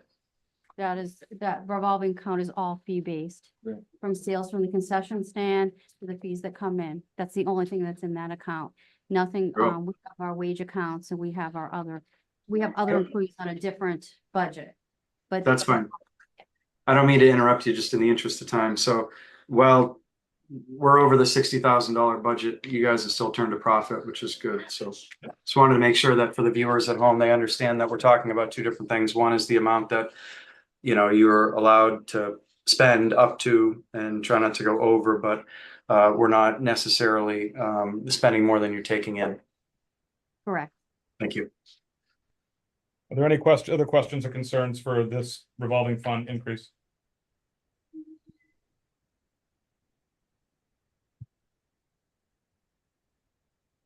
Hearing none. Again, this requires 2 affirmative votes, one from the advisory committee and one from the select board in order for it to pass. There's nothing to sign on this, is there? No, it's just, okay. So advisory committee, because there's no order on this either. So advisory committee, would you please do yours first? Great. I'll entertain a motion at this time to increase the Templeton Park Recreation Commission from the $60,000 to $75,000 cap.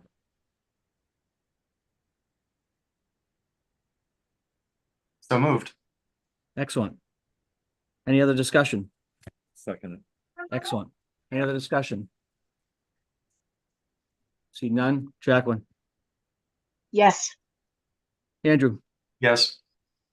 Noel, Yes.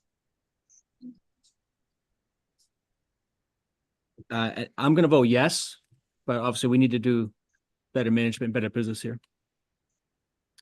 Let the record show that the advisory committee voted 4 yes, 0 no, 0 abstaining at 8:09 PM to increase Parks and Recreation revolving cap fund to $75,000 for fiscal year 2024. At this time, I'll entertain a motion from the select board. Mr. Chair, I move to approve increasing Parks and Recreation revolving cap to $75,000 for fiscal year 2024. I have a motion. Do I have a second? I have a motion duly seconded to increase Parks and Recreation revolving cap to $75,000 for fiscal year 2024. Is there any further discussion? Just a comment. Mr. Toth. This is the second item coming up for transfer where we are into a deficit spending. This is 2 strikes. Strike 3, gonna be out. We cannot continue down this path. We cannot do it. And I agree. And I do think that this was avoidable. 100%.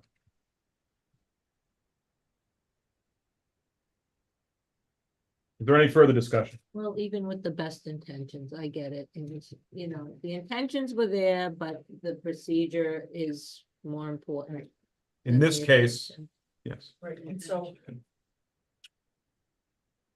Is there any further discussion? Hearing none, how do you vote, Mr. Toth? Yes. Mr. Bennett?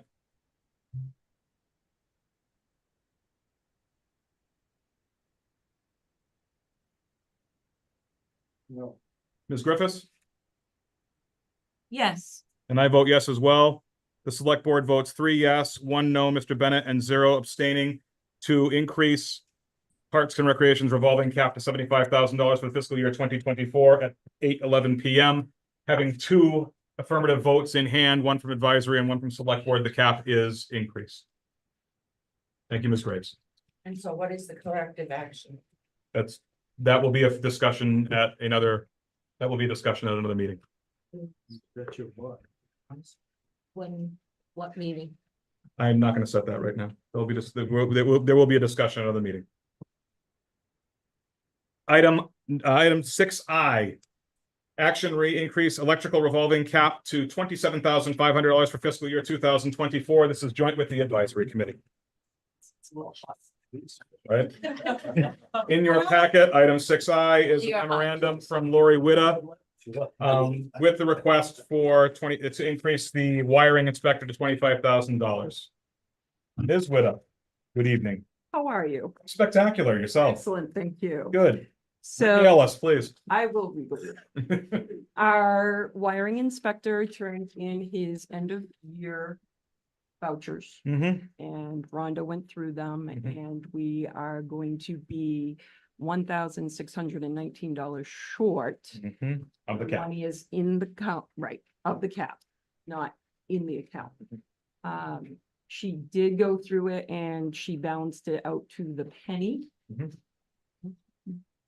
And we would like to pay Mr. Williams. Stating that you have not done so yet, I don't believe so. She did prepare it. It is. but it has ready not to been go. submitted. I don't think it has been paid, No. no. It did not come out. Okay. Do I have any comments or concerns from the select board or the advisory committee, Mr. Bennett? Just a point on the amount. The May 2024 monthly expenditure report shows that $19,259 have been spent as of May 31st. So Okay. this is being done before. No problem. Even though it was still a surprise, Mhm. we're okay. So, and I believe the inspectors, and I think specifically the electrical had been mentioned before in audits about when they turn their fees in for collection, they hold them rather than do it in a more timely manner. That's been mentioned once, at least once, I think more than a couple, 3 times in the audit report, as you should work on that. We did But actually. this is not gone, according to the May, this is not gone beyond the spending limit. They're still under their cap. This is one is. Okay. Well, lucky me, it was an emergency, the last one. Geez, thanks for you.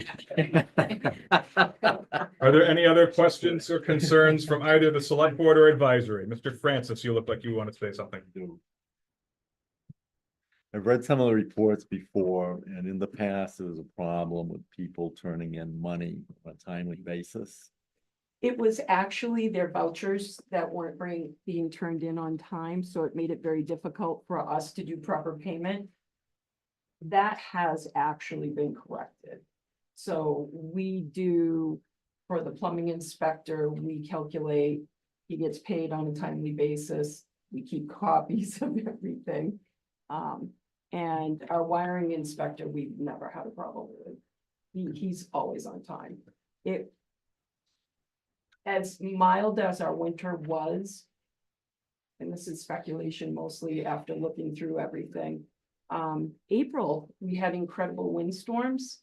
And he was actually called out for at least 6 emergencies where wires had come down off houses. So that's part of it. It's not all of it. So they are on time. We did not get dinged in this last audit. Are there other comments or concerns from either the advisory committee or the select board on this particular revolving fund increase? Just a general comment. Mr. Thank Toth. you for bringing this to our attention before it became an issue. Didn't have a choice. Understood. Fair. Any other questions, comments, or concerns from either board?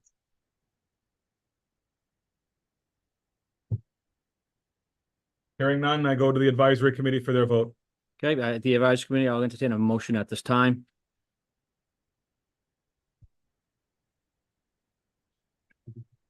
I move that the revolving account for the wiring inspector be increased to $27,500 in order to cover expenditures from FY 24. Okay, I have a motion or a second. Second. A motion is second. Any other discussion? No. None? Jacqueline? Yes. Andrew? Yes. No? Yes. And I vote yes as well. Let the record show that the advisory committee voted 4 yes, 0 no, 0 abstaining to increase the electrical revolving cap to $27,500 for fiscal year 2024. At this time, I'll entertain a motion from the select board.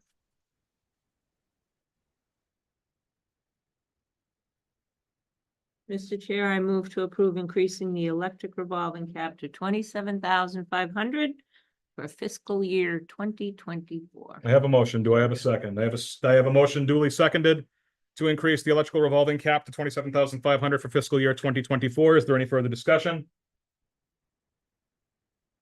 Hearing none, how do you vote, Mr. Toth?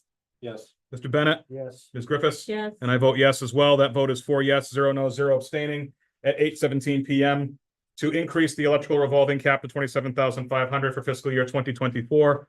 Having a positive vote from both the advisory committee and the select board, the cap is increased. Thank you. Thank you, Ms. Witta. To the select board, do you have any other agenda items this evening? To the advisory committee, do you have any other agenda items this evening? I'm sure you have more items. I am sure. You have more items. That was Do we have good. anything else that we need to be here for? Don't have one, but it's on the books. Yeah, thanks a lot. No, I do not have any. I can entertain a motion to adjourn. I move to adjourn. Okay, I have a motion or a second. Second. Motion second. Any other discussion? I see none. Jacqueline? Yes. Andrew? Yes. No? Yes. And I vote yes as well. Thanks for having us. Let the records show that the advisory committee adjourned at 6:18 PM. Thank you all for your participation this evening on the joint items. 8:18 PM. Mr. Chairman, If only. Ms. Pombrian. yes, I would like to publicly apologize for paying those bills that put us in deficit without the approval of the paperwork. I should not have done that, but I felt that the town had the money appropriated and this was just a paperwork thing that needed to be taken care of. And my apologies for overstepping and misunderstanding what the town meeting specifically wanted. Understood. Thank you, Ms. Pomprian. With the advisory committee adjourned, we will now continue with the remainder of the regular select board business meeting. We go to item 6C, a public hearing re-amending the tank liquids license, the ENI 198-204 Patriots Road, LLC, Hafner Energy. At this time, I'll entertain a motion to enter public hearing for the amending the tank liquid license, ENI 198-204 Patriots Road, LLC, Hafner Energy. So moved. Do I have a motion? Do I have a motion? Do I have a second? Second. I have a motion to enter public hearing. Is there any discussion? Hearing none. On the motion to enter public hearing, how do you vote, Mr. Toth? Yes. Mr. Bennett? Yes. Ms. Griffiths? Yes. And I vote yes as well. The vote to enter public hearing is 4 yes, 0 no, 0 abstaining at 8:20 PM. We are in public hearing at that time. We have representatives from Hafner Energy here with us this evening. Please come up and sit at the hopefully cold chair at this point. Good Lord. Somebody turn the propane on off under that thing, please. He gets the license. Yeah, go ahead. No monies, no The joke- extensions. The jokes will come now, evidently. From the select board from the select board's policy handbook. Public hearings. The order of presentation will be a presentation by the applicant or sponsor, in this case, Hafner Energy. Any statements by proponents or from the proposal, including any to be read for the record for somebody who could not be present. Any statements or questions by opponents, including anything to be read in the record for someone who could be present. Any recommendations of any town staff or board. A response to questions and closing statements by the applicant or the applicant or sponsor, and then we will close the public hearing and return to regular meeting to deliberate. So, presentation by the applicant or sponsor. Please let us know who you are. We know you work for Hafner, but let us know who you are and please present what you are going for that you're asking for this evening. Thank you, Chairman. Brian Trombley from Hampstead, New Hampshire. Jody Amadon from Crown Energy Solutions. Welcome. Welcome. Thank you very much. Yeah, we're in the process of reapplying for propane storage at the location of the street. Part of that application to the State Fire Marshal's office includes the license for the storage of combustibles and flammables. The existing license was still under the previous owner's name. So we wanted to come before the board and get it in the current owner's name so that all the information going up to the State Fire Marshal for his review of our plan was accurate. This lays out, it's almost the exact same amounts that were in the previous license with regard to volumes and breakdown of storage, including gasoline, fuel, and the proposed propane. The proposed amended license is in your packet. There's also guidelines for municipal officials on the issuance and reconstruction of licenses granted under MGL Chapter 148, Section 13. And Mr. Chair noted that I would also, Chief Dickey's here and he signed off on this. Do you have anything else you wish to present as the applicants? Do you require any other information? This is your time for whatever you feel like is necessary that you would like to present to the board, other than what's obviously in our hands in the packet. I think for today, it's just the license and the correct name and owner. There may be another time when for other rules, but for today, just the license. Very good. Is there any proponents here who wish to make a statement? Chief? Recommendations by any town staff or board. He's not, he'll come up in a minute. Any proponents? Are there any opponents here who wish to make a statement? I have to go through this. Recommendations of any town staff or board. Chief Dickey. Yeah, they've been fantastic to work with throughout the whole process. Been in touch with Department of Fire Services. This is just really formality. Everything is in order. And Polly asked me to come tonight just to represent because she was on vacation. She says that Through her office, all the paperwork and everything is handled properly. I would also like to note that in your packet this evening is a memorandum from Holly Young, Assistant Town Administrator, going through the process that was done in order to put this together, and that, again, Chief Dickey is here to answer any questions we may have. And she does state that she wanted the board to be confident that the licensee has provided to our office everything necessary to have the license approved.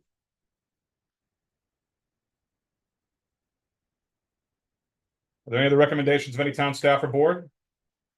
Meets all the guidelines. Did you, I'm a customer there. I buy a lot of diesel and propane there just for that. Thank you very much. Yep.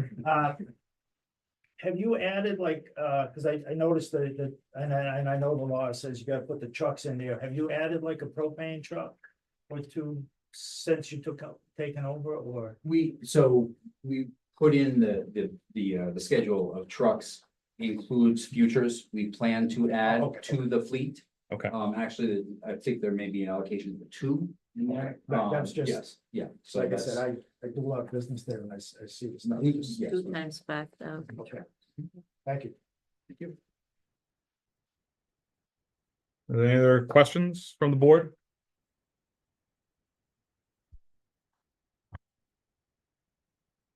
Hearing none. Your final recommendation is? Yeah, that's it. That's it. That's what I wanted. That's basically what you need to say. All right. Hearing no other questions, comments, or concerns, I'll entertain a motion to close the public hearing. I have a motion. Do I have a second? I have a motion duly seconded to close the public hearing for re-amending tank liquids license ENI 198-204 Patriots Road LLC Hafner Energy. Is there any discussion on the motion to close the public hearing? Hearing none. How do you vote, Mr. Toth? Yes. Mr. Bennett, Mr. Bennett? Ms. Griffiths? Yes. And I vote yes as well. That vote is 4 yes, 0 no, 0 abstaining to close the public hearing at 8:26 p.m. We are now back in regular business meeting of the select board for deliberations and a motion on this particular item.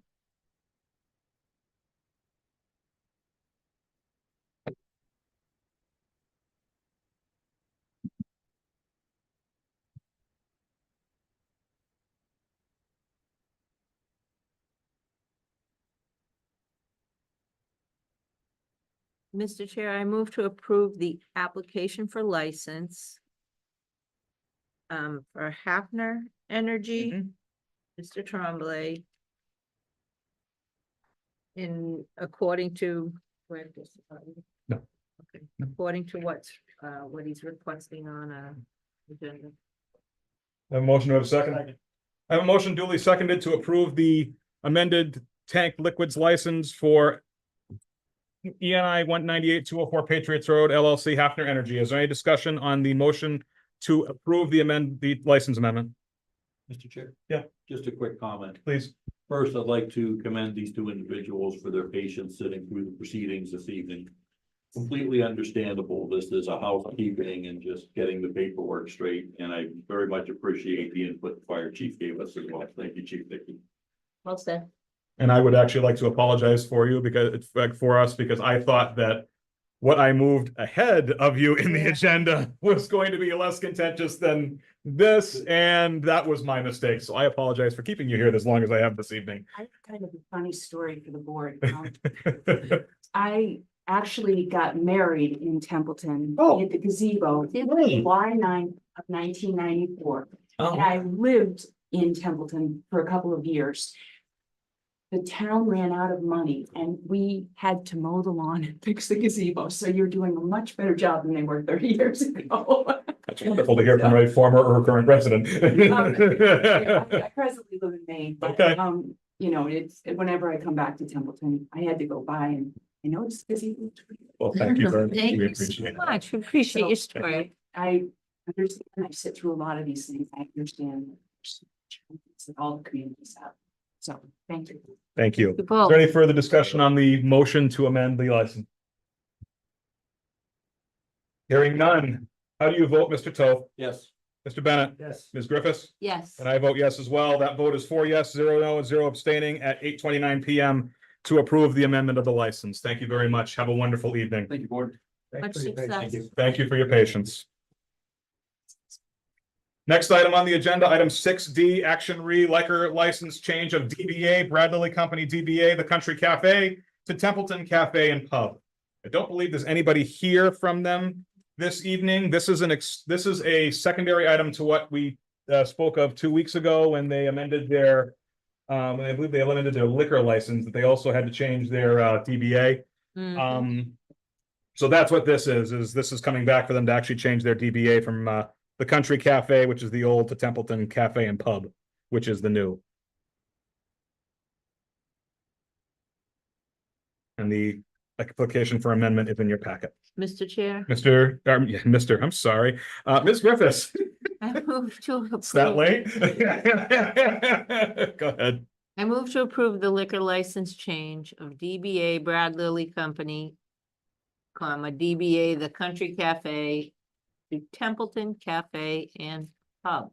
Second. I have a motion duly seconded to approve the liquor license change of DBA Brad Lilly Company, DBA The Country Cafe to Templeton Cafe and Pub. Is there any discussion?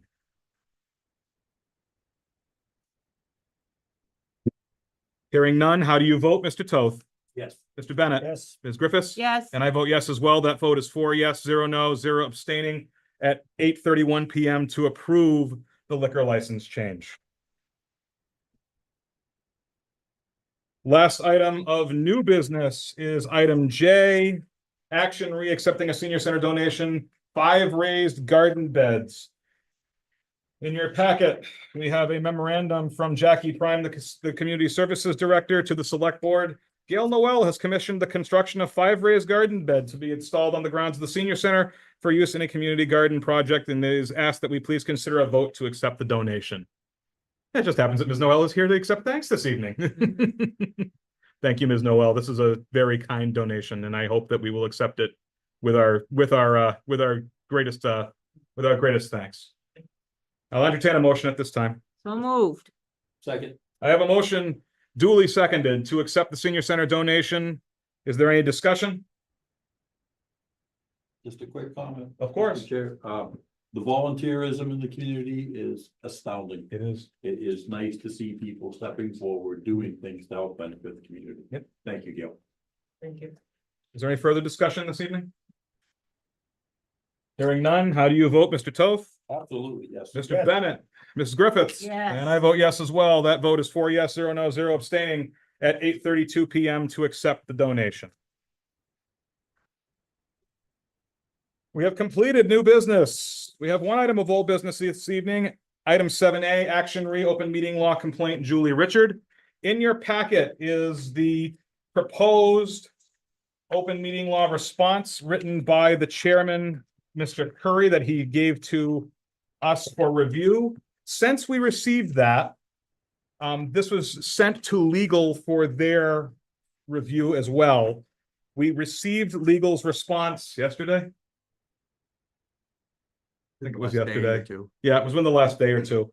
So I would like to note for the record that I am going to hand out to the board the same item that are the same response by Mr. Curry. However, this one is annotated with legal's recommendations as far as language goes. Ms. Griffiths, Thank you. Mr. Bennett, Mr. Toth. Thank you.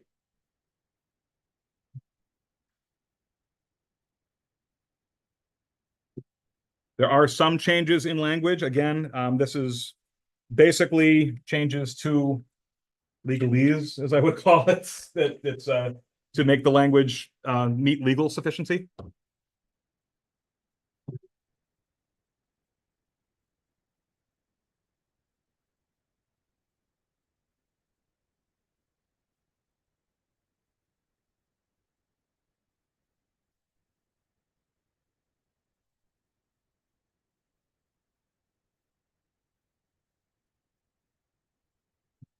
I would also like to note that I did speak to the chairman when this was received. And he did state that he is in favor of are in favor of approving the response with legal's recommendations?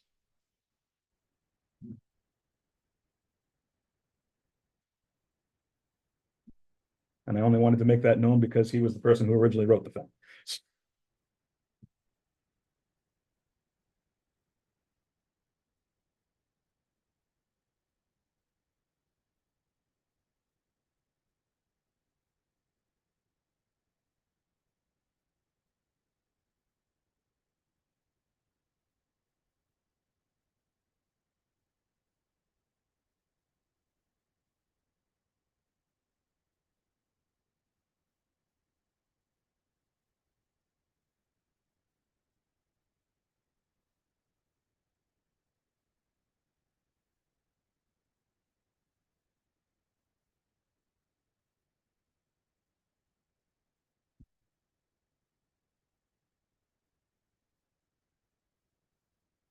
I would also note that, with regards to responding to this open meeting complaint, if I remember correctly, today is day 10 of 14. Or a business day 10 of 14 with which we have to respond. So we do need to take action on this evening in order for us to be able to get the response up to the appropriate people.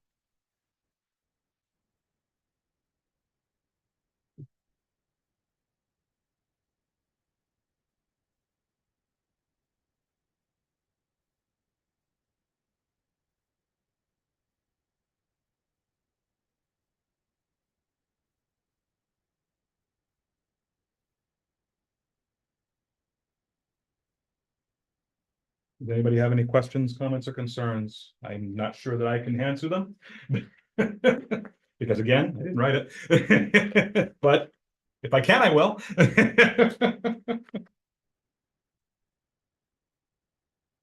Otherwise, I would entertain a motion to approve the response to the open meeting law complaint by Julie Richard as presented by town council, and to have the chair in the room sign and send to the appropriate authorities. So I have a motion. Do I have a second? Second. I have a motion and a second to approve the open meeting law response to Julie Richard for the chair in the room to sign and for that to be sent to the appropriate authorities. Is there any discussion?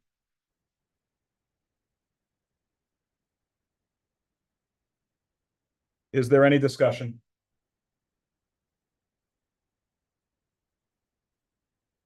Hearing none on the motion to approve, how do you vote, Mr. Toth? Yes. Mr. Bennett? Yes. Ms. Griffiths? Yes. And I vote yes as well. That motion is 4 yes, 0 no, 0 abstaining at 8:37 PM to approve the open meeting law complaint response to Julie Richard, and for the chair in the room to sign and for it to be sent to the appropriate authorities. That concludes old business for this evening. We now move on to board member comments.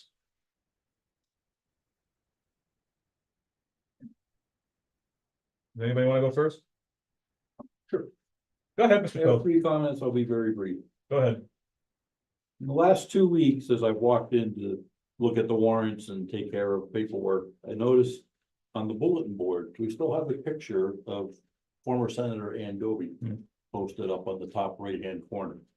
I'm not sure who's responsible for that board, but it's kind of a disservice to Ann, and it's a real slap in the face to Senator Durant that we have not updated that.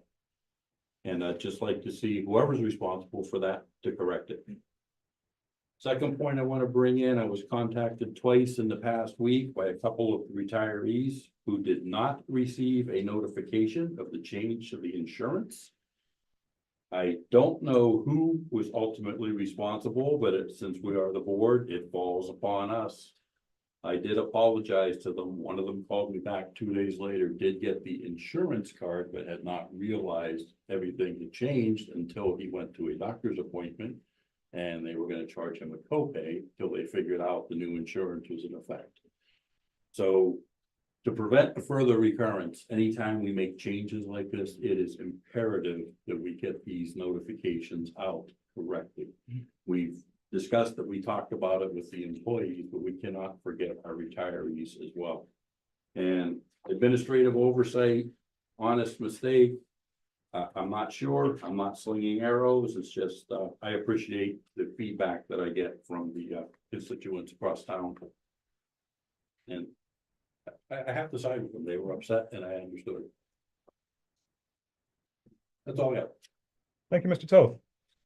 Mr. Bennett? One thing I'm going to comment on. It's Massachusetts General Law, Chapter 41, Section 58. It's the duties, notice of condition of appropriations, record of appropriations.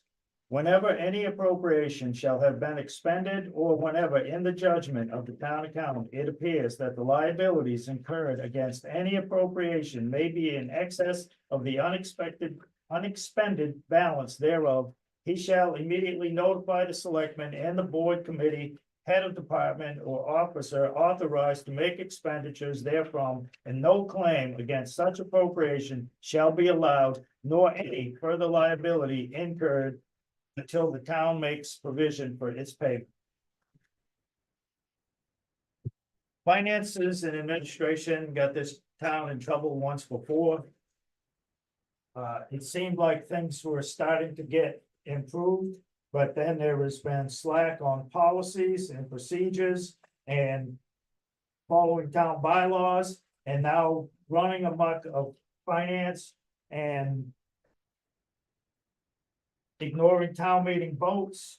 And there are a couple issues that was raised this evening that I am going to contact the Division of Local Services Municipal Finance Law Bureau to see what the legalities of things that have occurred. This is something that is serious, and this board has an obligation for the town residents and itself to direct the employees of town hall who work for this board. It's our responsibility to get this stuff corrected. It's no excuse for what's happening, what was in front of us tonight, none.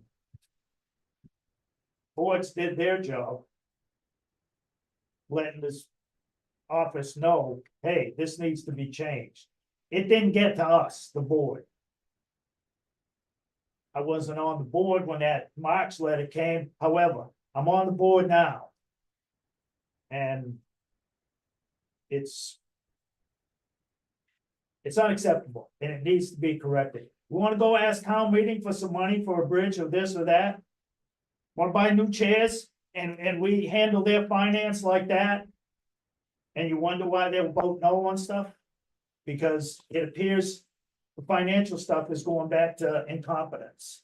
And it needs to be corrected, and it's this board's job and responsibility to do it. And changes have to be made, just have to do it. That's all I have, Mr. Chairman. Thank you. Thank you, Mr. Bennett. One more thing. I will apologize to the people who were here and to the audience that I did get a little rough, but this stuff just ticks me off.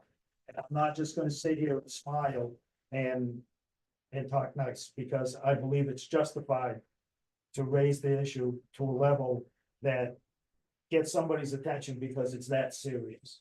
Thank you. Thank you, Mr. Bennett. Ms. Griffiths. On that note, this is serious as well.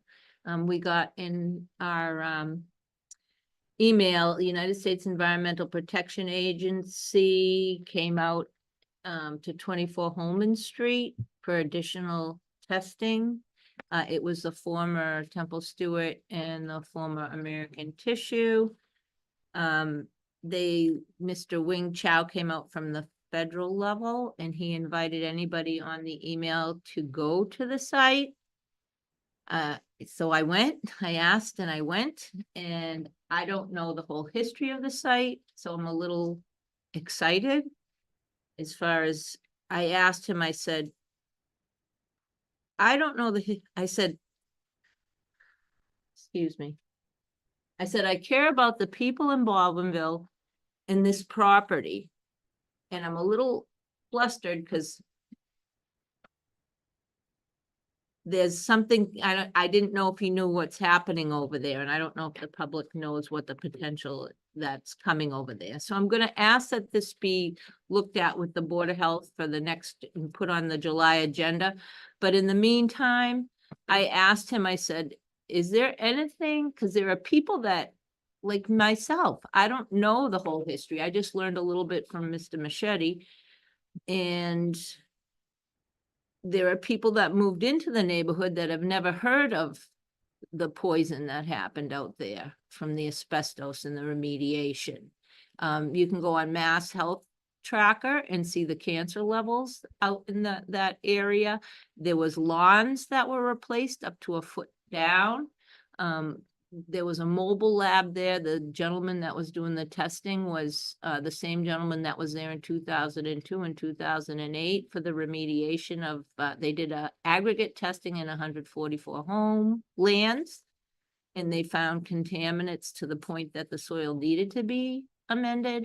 So I asked him, what can I tell people to keep them safe? He said, remind them not to garden in the ground, but to use raised beds. And we don't know, you know, the extent of things, and I don't want to minimize it, but I don't want people to panic either. Lori has all the records out, so I just want to find out the truth, and I would like people to be aware that there is a company coming in that could do more harm than good, in my opinion. Potentially. There's no- So I would like the public to be able to, I would like this, a lot of discussions. I'd like to people to understand what a pyrolysis is. The Article 8 didn't pass at town meeting, but there are still people that are concerned with 50 tons of plastics feedstock coming in on the rail in a potential 300 tons.